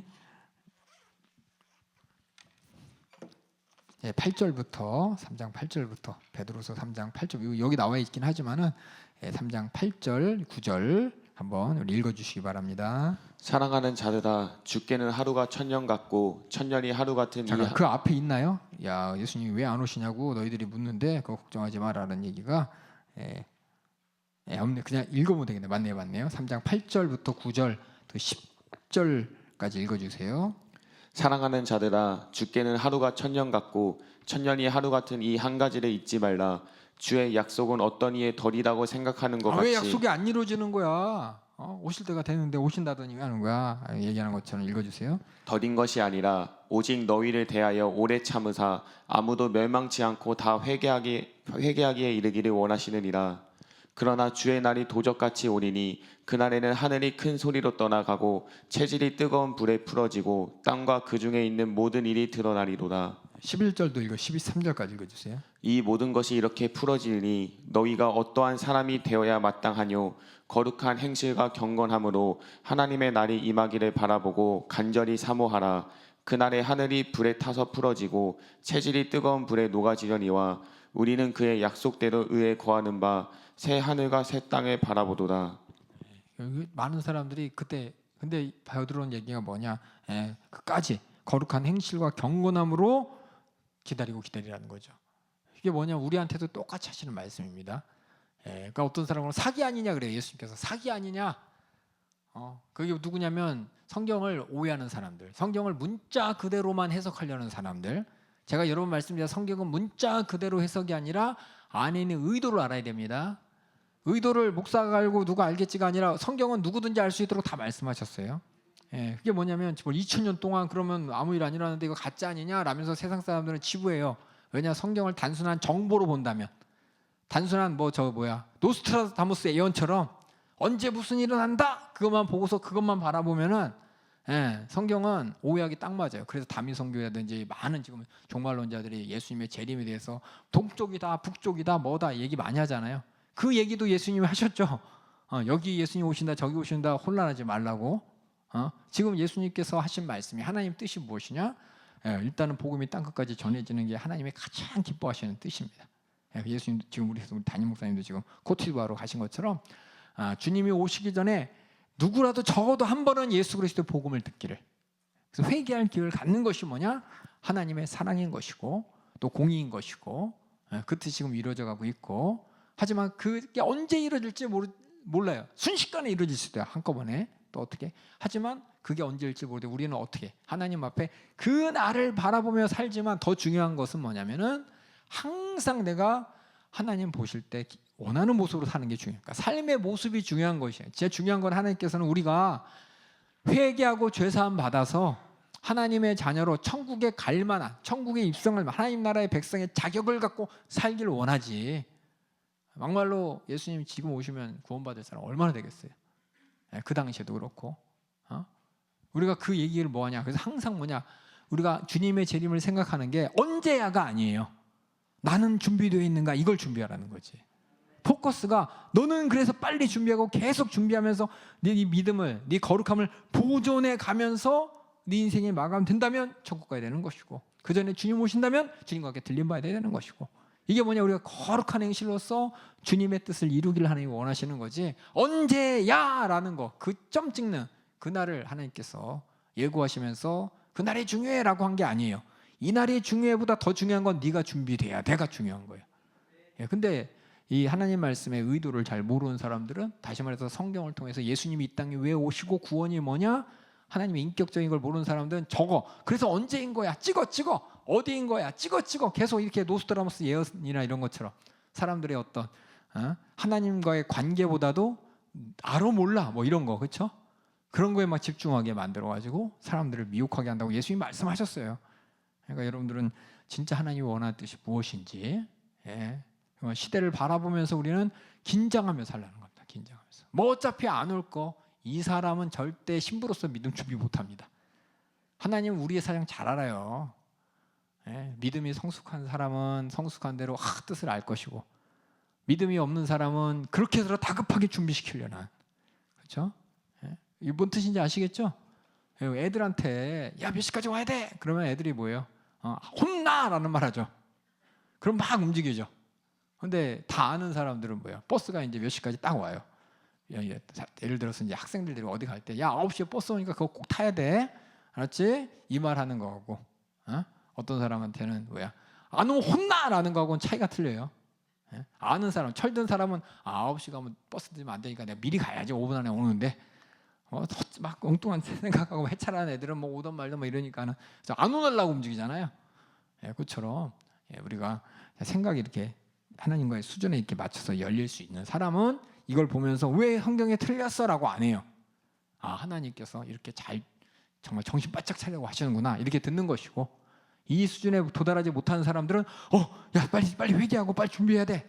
그렇게 해서라도 하나님께서는 거룩하게 회개할 기회를 갖고 또 주님 앞에서는 그날을 준비케 하려는 하나님은 그런 분이세요. 수준에 막. 그러니까 성경이 모두에게 쓰여지다 보니까는 모두에게 쓰여지는데 그 중에서 뭐예요? 누구라도 듣고 회개해야 되고 누구라도 듣고 거룩하게 주님 만난 날 주님 오실 날 준비해야 되는 것이고, 그러다 보니까 이렇게 좀 표현이 뭐라도 그렇게 쓰여져 있다고 저는 생각합니다. 자, 말씀드릴게요. 여기서까지는 저는이에요. 저는 저는 여러분들 이제 어떻게 이해하는지 여러분이 각자 판단하세요. 이제 각자 전 충분히 설명했고 각자 판단하시고 우리가 신앙생활 어떻게 되는지. 그래서 막 재림 얘기 이게 뭐야? 재림이 뭔 얘기야? 그냥 재림만 들었어. 예수님이 왜 그 얘기를 했는지 그 얘기를 통해서 뭘 원하는지 그건 하나도 얘기 안 하고 야 예수님 재림하신다 그랬어 2000년 전에. 언제? 이게 전쟁이 막 그래 근데 왜 안 오는 거야? 왜 언제 오는 거야? 저번이었어? 이번이었어? 이번에 오는 거야? 이것만 들은 사람들은 뭐냐? 제대로 못 들은 거죠. 그렇죠? 왜 그렇게 해야 되는지도 다 성경은 설명되어 있는데 그건 쏙 빼놓고 그냥 언제 오신대? 이때 오신대. 전쟁의 소문이 나고 기근 있고 온역 있고 그래 그럼 됐나? 그것이 아니라 그렇기 때문에 우리는 항상 언제 뭔 일을 알 때 전쟁을 통해서 죽을 수도 있어요. 그렇죠? 온역을 통해서 죽을 수도 있어요. 기근을 통해서 내 인생이 끝날 수도 있어요. 아니면 주님 오실 날까지 내가 살아남는다면 주님과 함께 들림받아야 되는 것이고, 그래서 우리 항상 준비해야 돼. 그래서 뭐냐? 깨어있어라 이 말이 뭐냐면 그 날에 대해서 다시 말해서 주님 만날 날에서 확실히 네가 준비되고 있어라 이 말이지, 그 날이 있는지 이렇게 멀리서 구경하라는 얘기 아니죠. 구경하고 야 왔다 야 왔다고 좋아할 사람이 아니라, 그렇죠? 맞았어 틀렸어 이거 할 사람이 아니라 우리는 확실하게 준비되어야 된다는 겁니다. 그 다음에 그래서 뭐냐? 오히려 말씀하시죠. 하나님이 참으신다는 뜻인 것입니다. 하나님 관점으로 시간을 계산하는 것이 아니라 인간의 관점으로 시간을 계산하는 것이 아니라 하나님의 관점으로 계산해야 되기 때문에 하나님 앞에 하루가 천년 같고 천년이 하루 같은 하나님의 시간의 입장에서 우리는 찾아야 되는 것이고, 멸망을 서두르지 않으신 이유는 아무도 멸망하지 않고 모두 회개하기를 원하는 하나님의 진심이고 사랑인 것입니다. 그래서 마지막 때 13장 10절에서 12절, 13절 보면은 모든 것이 싹 사라집니다. 창조하신 우주가 싹 사라지고 새로운 하나님이 땅과 새 하늘로 대체된 영원히 존재할 세상이 생긴다는 거. 그거 뭐 환상 같은 데가 아니라 우리 하나님이 그렇다면 그런 겁니다. 그래서 마무리는 뭐냐? 3장 14절. 그러니까 하나님과 화평 중에 흠없고 점없는 생활을 하며 그날을 준비하라. 예수님이 하신 말씀과 똑같아요. 도적이 올지도 모르니까 깨어 근신하라는 말을 베드로가 똑같이 얘기하고 있습니다. 그래서 개요도 보면은 이제 똑같은 얘기예요. 개요도 보면은 이렇게 우리 안에서 마지막 때를 바라보면서 우리가 서로 믿음을 굳건히 하고 믿음에 우리가 믿을 수 있는 근거는 증인들도 있고 성경 예언이 이루어졌지 않냐. 그렇기 때문에 네 안에서 진짜 그때도 거짓 교사가 엄청 많았나 봐요.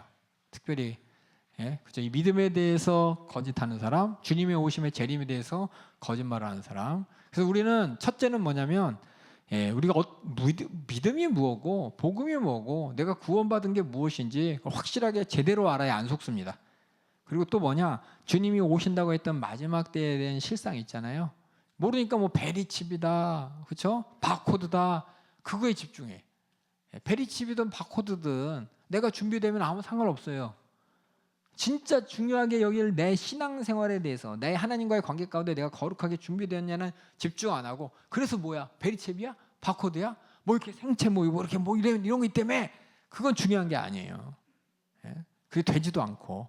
그래서 그런 거 막 강조하는 사람들, 저번에 신들단 수영할 때 어떤 목사님이 다급하게 막 여자 목사님이 와가지고 왜 베리칩 얘기 안 하냐고, 담임 목사님 마지막 때에 대해서 그렇게 설교하는데 왜 베리칩 얘기 안 하냐고 아주 혼자 막 흥분해가지고 막 그러시는 목사님도 계셨어요.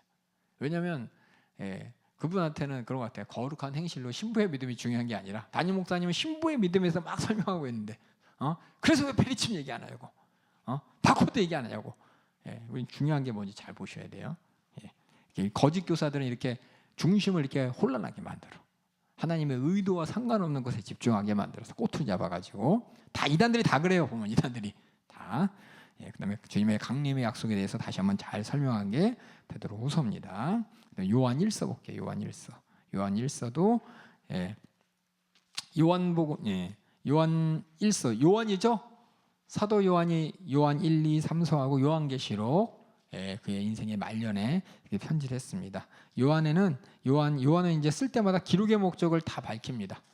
요한복음을 기록한 목적을 요한복음 21장에 기록되어 있어요. 그래서 다른 복음서는 모르겠는데 요한은 편지를 쓸 때 또 복음서를 쓸 때 왜 내가 이걸 썼는지 다시 말해서 읽으면서 요거 제대로 좀 알아라라고 했어요. 우리 요한복음 20장 우리 30절 31절 한번 요한복음을 쓴 목적이 뭔지 볼게요.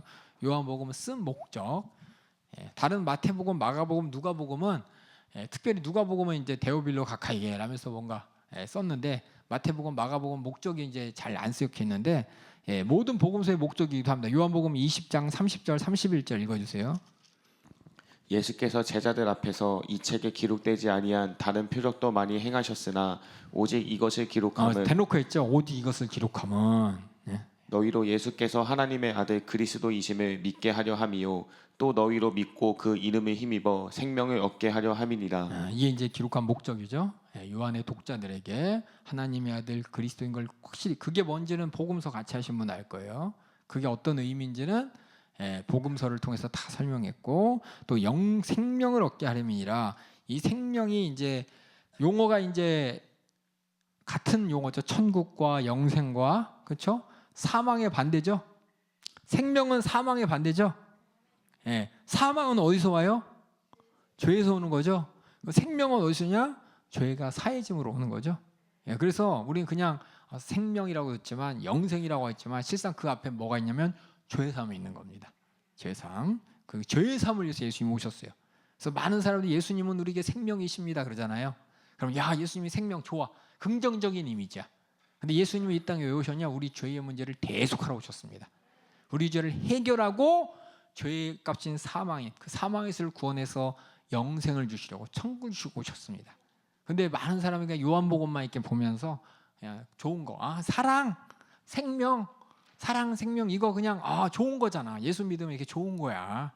부정적인 언어를 안 썼다고 죄에 대해서도 무시하고 또 지옥 형벌에 대해서 무지한 채 그냥 예수 믿으면 이렇게 생명 뭔지 모르지만 좋은 거야, 영생 좋은 거야라고 해석하면 안 된다는 거예요. 그 안에 있는 분명히 복음서의 예수님 말씀을 통해서 죄에서 우리를 구원하신 이 대속이 전제가 돼야 되는 것이고 이를 위해서 우리는 하나님의 아들로서 오셔서 그리스도로 행하신 것을 우리가 확실하게 믿어야 된다는 것을 요한복음 얘기를 하는데 그냥 요한복음만 많이 읽다 보면은 죄에 대해서 둔감해져요. 그러니까 이 기록된 의도와 상관없이 읽으면은 요한복음 생명의 나무요 포도나무요 선한 목자요 야 이렇게 예수님 좋으신 분이네 좋은 게 좋은 거로 끝나버려요. 근데 그분이 성경에 나와 있는 가만히 읽어보면 그 안에 예수님께서 얼마나 심정 가운데 이 요한복음은 예수님의 심정을 다 드러낸 글이세요. 예수님의 아마 빨간색으로 예수님 목소리가 이렇게 나눈 성경책도 있잖아요. 그럼 요한복음은 다 빨개. 근데 마태복음이나 마가복음은 산상수훈에만 이제 빨간 게 있지만 다른 건 이제 예수님 뭐 하셨더라 멋있다 얘기가 있고 예수님의 속마음이 잘 안 나타나는데 요한복음은 속마음이 나타나요. 이 속마음이 뭐냐? 지옥에서 건져내서 영원한 생명을 주는 하나님의 예수님의 그 속마음이 있는데 어디서 건져내는 건 없이 그냥 요것만 보는 거예요. 그렇죠? 꼭 그것처럼 너 시험 잘 보면 아빠가 좋은 선물 해줄게. 그럼 뭐예요? 아이들은 들을 때 뭐만 들어요? 그래 대놓고 얘기야. 너 시험 잘 보면 아빠가 10만 원 줄게. 그럼 10만 원만 생각해. 시험 끝나고 와서 왜 10만 원 안 줘요? 그럼 너 시험 못 봤잖아. 그럼 10만 원 준다 그랬잖아요. 이거랑 똑같은 거예요. 우리는 그 말을 잘 들어야 되는데 내가 듣고 싶은 것만 들어요. 요한복음이 특히 그래요. 사람들이. 나중에 요한복음 여러분이 잘 읽으실 때 듣고 싶은 것만 듣지 마시고 그 앞에 걸 들어야 돼. 어떤 상황에서 내가 생명을 얻었는지를 예수님의 그 마음을 잘 확인하시면 되겠습니다. 그래서 요한복음 이렇게 기록한 목적을 잘 씁니다. 요한 1서, 2서, 3서도 마찬가지입니다. 그래서 목적이 뭐냐? 요한 1서 1장 4절 한번 읽어주세요.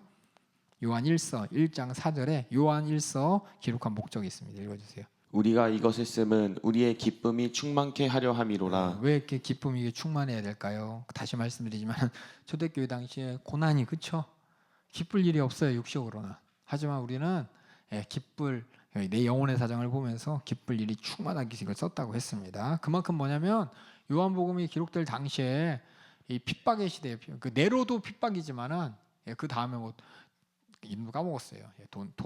도민디아누스인가 뭐 하여튼 무서운 왕이 있어요. 네로만큼이나 기독교를 엄청나게 핍박했던 로마 황제가 있는데 이제 요한 시대였거든요. 요한이 마지막 때 거의 90년경에 그 엄청난 핍박이 있을 때 기쁠 일이 없지만 이게 기뻐할 일에 대해서 요한이 씁니다. 그래서 독자들이 제발 죄를 짓지 말라고 또 이렇게 해서 2장 1절도 한번 읽어주실래요? 나의 자녀들아, 내가 이것을 너희에게 쓰면 너희로 죄를 범치 않게 하려 함이라. 만일 누가 죄를 범하면 아버지 앞에서 우리에게 대언자가 있으니 곧 의로우신 예수 그리스도시라. 분명히 거룩한 행실로 주님 오실 날 준비해야 되는데 자꾸만 이게 시간도 많이 지나가고 마지막 때에 대한 소망도 자꾸 잃어버리고 그러면 세상에 얽혀지면서 죄를 지으니까 죄 짓지 말라고 2장 1절에 얘기하고 이제 세 번째 쓴 목적 2장 7절부터 8절 읽어주세요. 사랑하는 자들아, 내가 새 계명을 너희에게 쓰는 것이 아니라 너희가 처음부터 가진 옛 계명이니 이 옛 계명은 너희의 들은 바 말씀이거니와 다시 내가 너희에게 새 계명을 쓰노니 저에게와 너희에게도 참된 것이라. 이는 어두움이 지나가고 참빛이 벌써 비침이니라. 이것이 쓴 목적이래요. 내가 너에게 쓰는 것이 이렇게 요한 새 계명이라는 것을 이렇게 쓴 것이 구약 성경 예수님의 가르침이다. 새 계명이라서 새 거가 아니라 구약에서 하나님이 말씀하셨던 예수님이 가르쳐 주셨던 그 말씀인데 왜 새 계명이라 그랬냐? 사람들이 그 실체를 몰랐는데 제자들이 예수님의 십자가의 사랑을 통해 진짜 실체를 알았어요. 하나님의 사랑이 무엇인지를. 그래서 두 번이나 하나님의 사랑이시다. 하나님의 사랑이시다. 이건 예수님의 생애와 고난과 죽음을 통해 보여주신 사랑을 얘기하는 겁니다. 많은 사람들이 요한복음의 사랑을 되게 좋아해요. 그렇죠? 사랑. 고린도전서의 사랑장 좋아해요. 근데 사람들은 그 사랑을 뭘로 보느냐? 내가 경험한 인간적인 육신의 사랑으로 봅니다. 근데 성경에서는 그 사랑의 전제가 뭐냐면 예수님의 십자가의 사랑을 전제로 얘기하고 있습니다. 그래서 하나님은 사랑이라 이 말은 뭐냐? 그 안에 예수가 보여야 돼요. 예수의 십자가의 고난이 보여야 되는 것이고 예수의 그 우리를 위한 그 이 땅에 육신을 입고 오신 예수님의 심정과 마음이 보여야 되는 그것을 보면서 요한 1서를 읽어야 되는데 그 전제를 하지 않고 그냥 읽으니까는 성경을 갖다가 많은 사람들이 특별히 죄송해요. 정치하는 사람들, 인문학하는 사람들이 사랑, 예수님이 사랑을 강조했어요. 어떤 사랑을 강조했냐? 우리 모든 인류가 사랑 안에서 미워하지 말고 하나 돼요. 전쟁 없이 그냥 사이좋게 지내요. 사이좋게 지내요. 이런 것으로 알아버리는 거예요. 하나님의 사랑은 죄를 없애기 위해서 독생자를 내놓으신 사랑으로서 죄를 없애는 사랑이셨습니다. 근데 우리 인간들은 뭐예요? 사랑이 뭐냐? 죄를 없애는 건 생각도 안 하고 뭐냐? 너나 좋아, 나 너 좋아. 그렇죠? 서로의 정욕을 채우는 이걸 사랑으로 착각하고 있다는 겁니다. 그래서 요한일서를 읽을 때 서로 사랑하라. 이것은 분명히 예수님의 십자가의 사랑을 전제로 하는 것입니다. 그래서 하나님이 먼저 우리를 사랑하셨는데 어떻게 사랑하셨냐? 예수님을 보내서 사랑하셨다는 거. 그래서 세상은 잘못되어서 세상의 사랑은 다 사라지지만 그래서 적그리스도의 활동 무대가 되었습니다. 하지만 우리 모든 영을 검사하여 하나님께서 온 것은 그 사랑이 있냐 없냐예요. 세상에서도 성경을 얘기할 때 세상에서도 사랑을 얘기할 때 정말 그 십자가의 사랑이 있나 없나 그걸 통해서 우리가 미혹당하면 안 되고 진짜인지 거짓인지 확신해야 됩니다. 다시 말씀드릴게요. 성경에 있는 모든 서신서, 특별히 서신서는 복음을 전제로 해서 쓰였습니다. 이 복음은 예수 그리스도의 십자가의 대속의 그렇죠? 사건을 전제로 해서 복음이 이루어지는 겁니다. 이거 다 빼고 사랑, 이거 다 빼고 선한 행실, 이거 다 빼고 거룩 절대 아닌 거예요. 그래서 이거 빼고 얘기하는 벌써 보세요. 요한복음, 요한일서 쓰여진 게 언제냐면 예수님이 돌아가시고 나서 60년 뒤에 쓰여졌어요. 60년이면 저도 아직 60년을 못 살았습니다. 60년을 살면 시대가 강산이 6번 변하는 시대고 또 세상 사람들이 예수님을 믿던 그 생각이 그대로 전해지는 것보다도 별의별 가짜 또 여러 가지가 섞여져서 제대로 전해지지 않을 시대예요. 그 시대 사람들에게 거짓 사람, 그러니까 그대로 전해지지 않고 별의별 가짜 얘기들 요거 많았어요. 그거 조심하라고 계속 권고하는 게 요한복음의 내용입니다. 그래서 2장 26절, 27절에 그리스도를 미혹하는 사람을 경고했습니다. 그 사랑을 오해하게 만드는, 지금도 마찬가지죠. 지금도 우리가 살고 있는 지금 21세기, 그죠? 2024년에도 오히려 전혀 사랑이 저 없어졌어요. 어제도 이제 성탄 점등 예배하면서 성탄 점등이 이제 없어졌어. 크리스마스 가까워지면 크리스마스 트리부터 시작해서 뭔가 교회마다 아니면 거리마다 적어도 그래 성탄절이다라는 거 미리 얘기하면서 기쁘다 구주 오셨네. 구주가 누군지 몰라도 기쁘다 구주 오셨네. 그 노래 그거나라고 하는데 아예 그것도 없어졌어요. 그냥 하트만 남고 빨간색 파란색 불빛만 남고 이렇게 이제 참 무서운 세상에 또 가짜 사랑도 많고 가짜 설교도 많고 참 이걸 경고하는 게 지금 시대 우리가 읽어야 될 요한 1서입니다. 요한 1서 2장 26절에서 27절 한번 읽어주실래요? 너희를 미혹해 하는 자들에 관하여 내가 이것을 너희에게 썼노라. 너희는 주께 받은 바 기름 부음이 너희 안에 거하나니 아무도 너희를 가르칠 필요가 없고 오직 그의 기름 부음이 모든 것이 너희에게 가르치며 또 참되고 거짓이 없으니 너희를 가르치신 그대로 주 안에 거하라. 이렇게 주님 안에 진짜 주님 안에 거하는 게 뭔지 여러분들은 잘 알고 벗어나지 말고 제대로 전해줄 수 있는 여러분 되길 주님의 이름 부탁드리겠습니다. 네 번째로 또 있어요. 기록된 이유가 5장 13절 한번 읽어주세요. 내가 하나님의 아들의 이름을 믿는 너희에게 이것을 쓰는 것은 너희로 하여금 너희에게 영생이 있음을 알게 하려 함이라. 이렇게 구원이 영생이 구원입니다.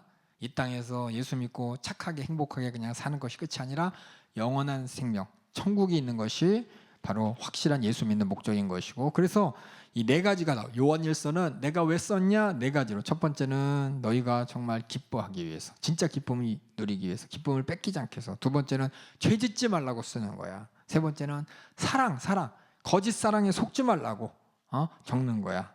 네 번째는 너희가 갖고 있는 구원이 영생이라는 거, 이거 확실하게 해주라고 적은 거야. 그래서 이 네 가지 여러분이 요한 1서 3장에 이렇게 표시를 해놓으세요.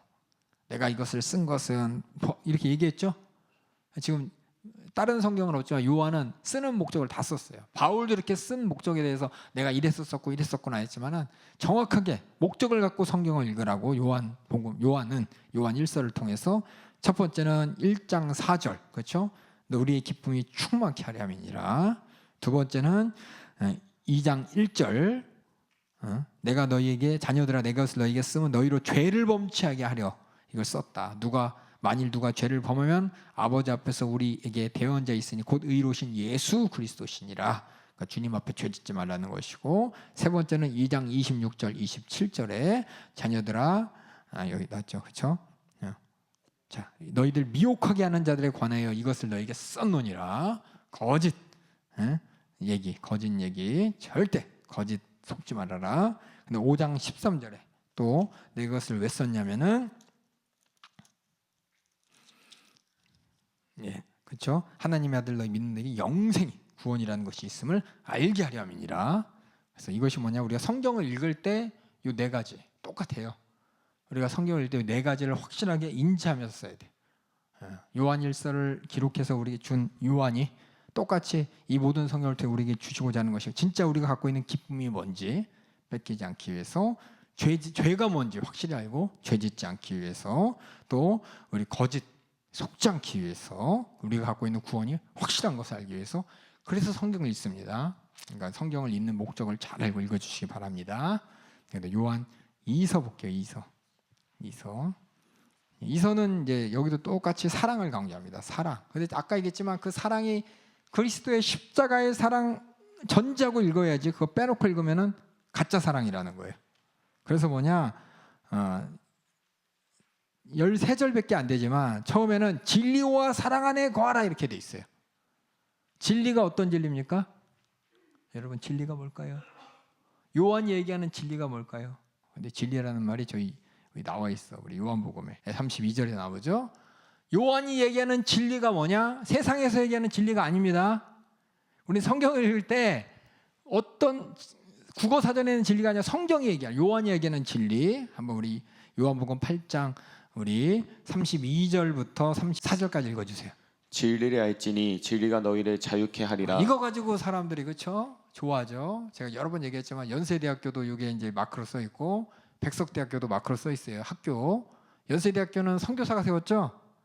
그래서 이게 이제 교회 그 학교의 어떤 그 캐치프레이즈예요. 진리가 너희를 자유케 하리라. 연세대학생 중에서 이거 제대로 알고 있는 사람 하나도 없어요. 진리, 여기 대학이잖아, 대학.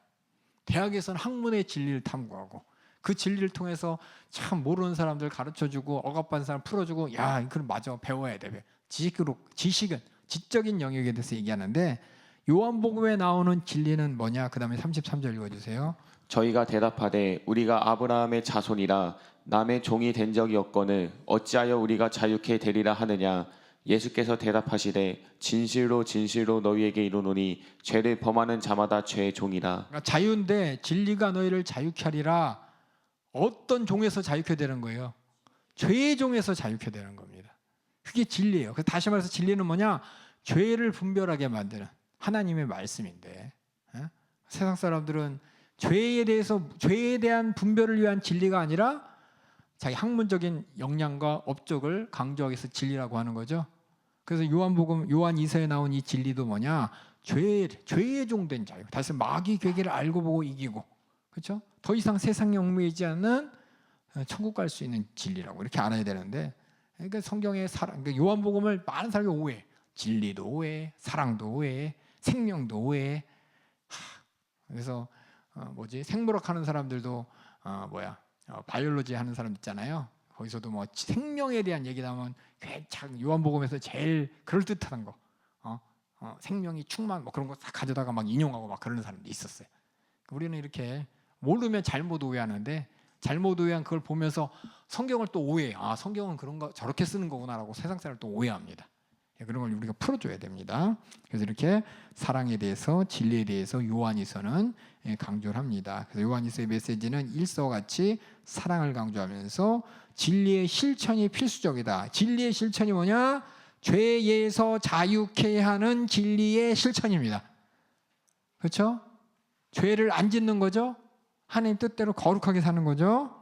이건 새로운 계명이 아니라, 그렇죠? 구약에서 하나님이 이미 말씀하셨고 예수님도 말씀하셨던 내용입니다. 그런데 뭐냐? 예수님께서 십자가에 달려 죄 때문에 죽었다는 이것이 부인되는 사건이 어디냐면 바로 예수님의 십자가 사건이에요.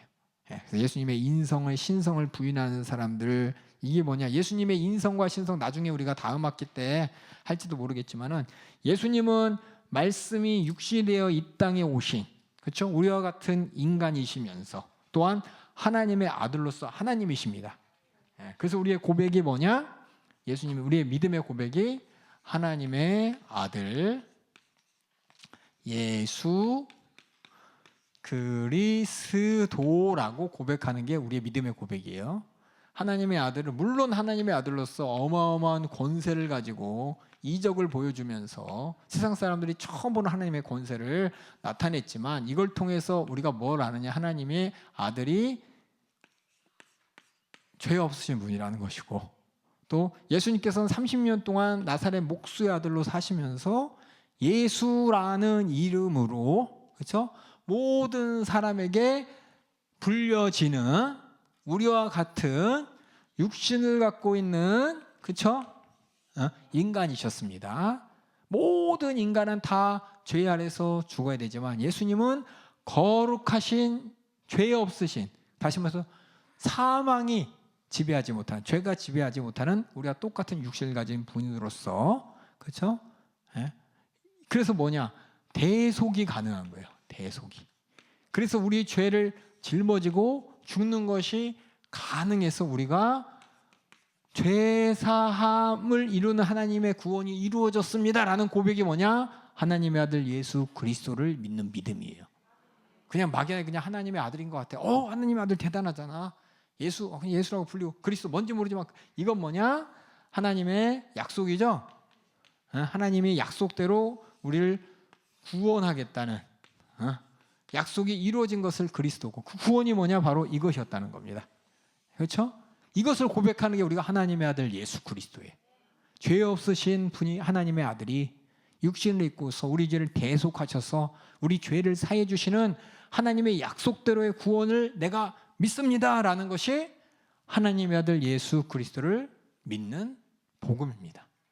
예, 근데 뭐냐? 만약에 이거를 이제 하나님의 아들, 하나님의 신성이에요. 신성을 부인하면 뭐냐?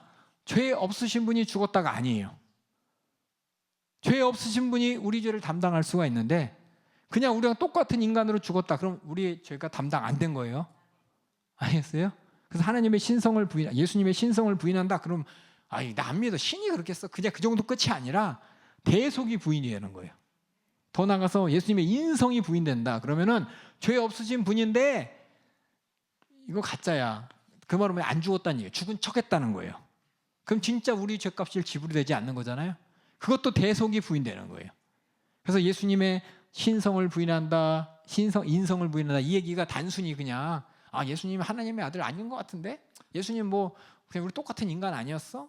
때로는 예수님 뭐 신인데 하지만 우리 인간처럼 그 약한 일을 할 수 없는 그냥 인간 모양으로 나타난 그냥 보이기만 그런 인간이 실제는 하나님의 아들일 뿐이야. 그냥 죽은 척한 거야. 라면 대속이 다 부인되면서 우리에게 주시는 죄사함의 구원이 다 무효가 되는 겁니다. 무슨 얘기인지 아시겠죠? 그래서 예수님의 인성과 신성이 지금은 이렇게 돌려서 우리는 그냥 그렇구나라고 하지만은 그렇게 거짓하는 사람들이 속여요. 이 대속이라는 것을 위해서 예수님이 이게 참 기가 막혀요. 하나님의 아들이 육신을 입고 오셔서 거룩하신 죄 없으신 분이 우리를 위해 죽어주셨다는 이것이 우리 머릿속에 예수님 오시기 전에 사람들의 머릿속에 상상을 못하는 얘기입니다. 죄가 대속되는 방법 어떻게 대속해? 우리 죄가 양 잡고 소 잡아서 이렇게 하지만 자꾸 이렇게 내 안에서 죄가 나타나는데 이 죄를 어떻게 한 번에 없앨 수가 있어? 근데 하나님의 아들만이 죽어서 가능하다는 걸 하나님께서 우리에게 보여주신 최고의 지혜예요. 지혜. 우리가 상상할 수 없는 영역의 지식인 것입니다. 그러니까 세상 사람들이 그래서 못 믿는 거예요. 이게 우리 인간의 철학과 어떤 인간의 상상력을 초월하는 이야기이기 때문에.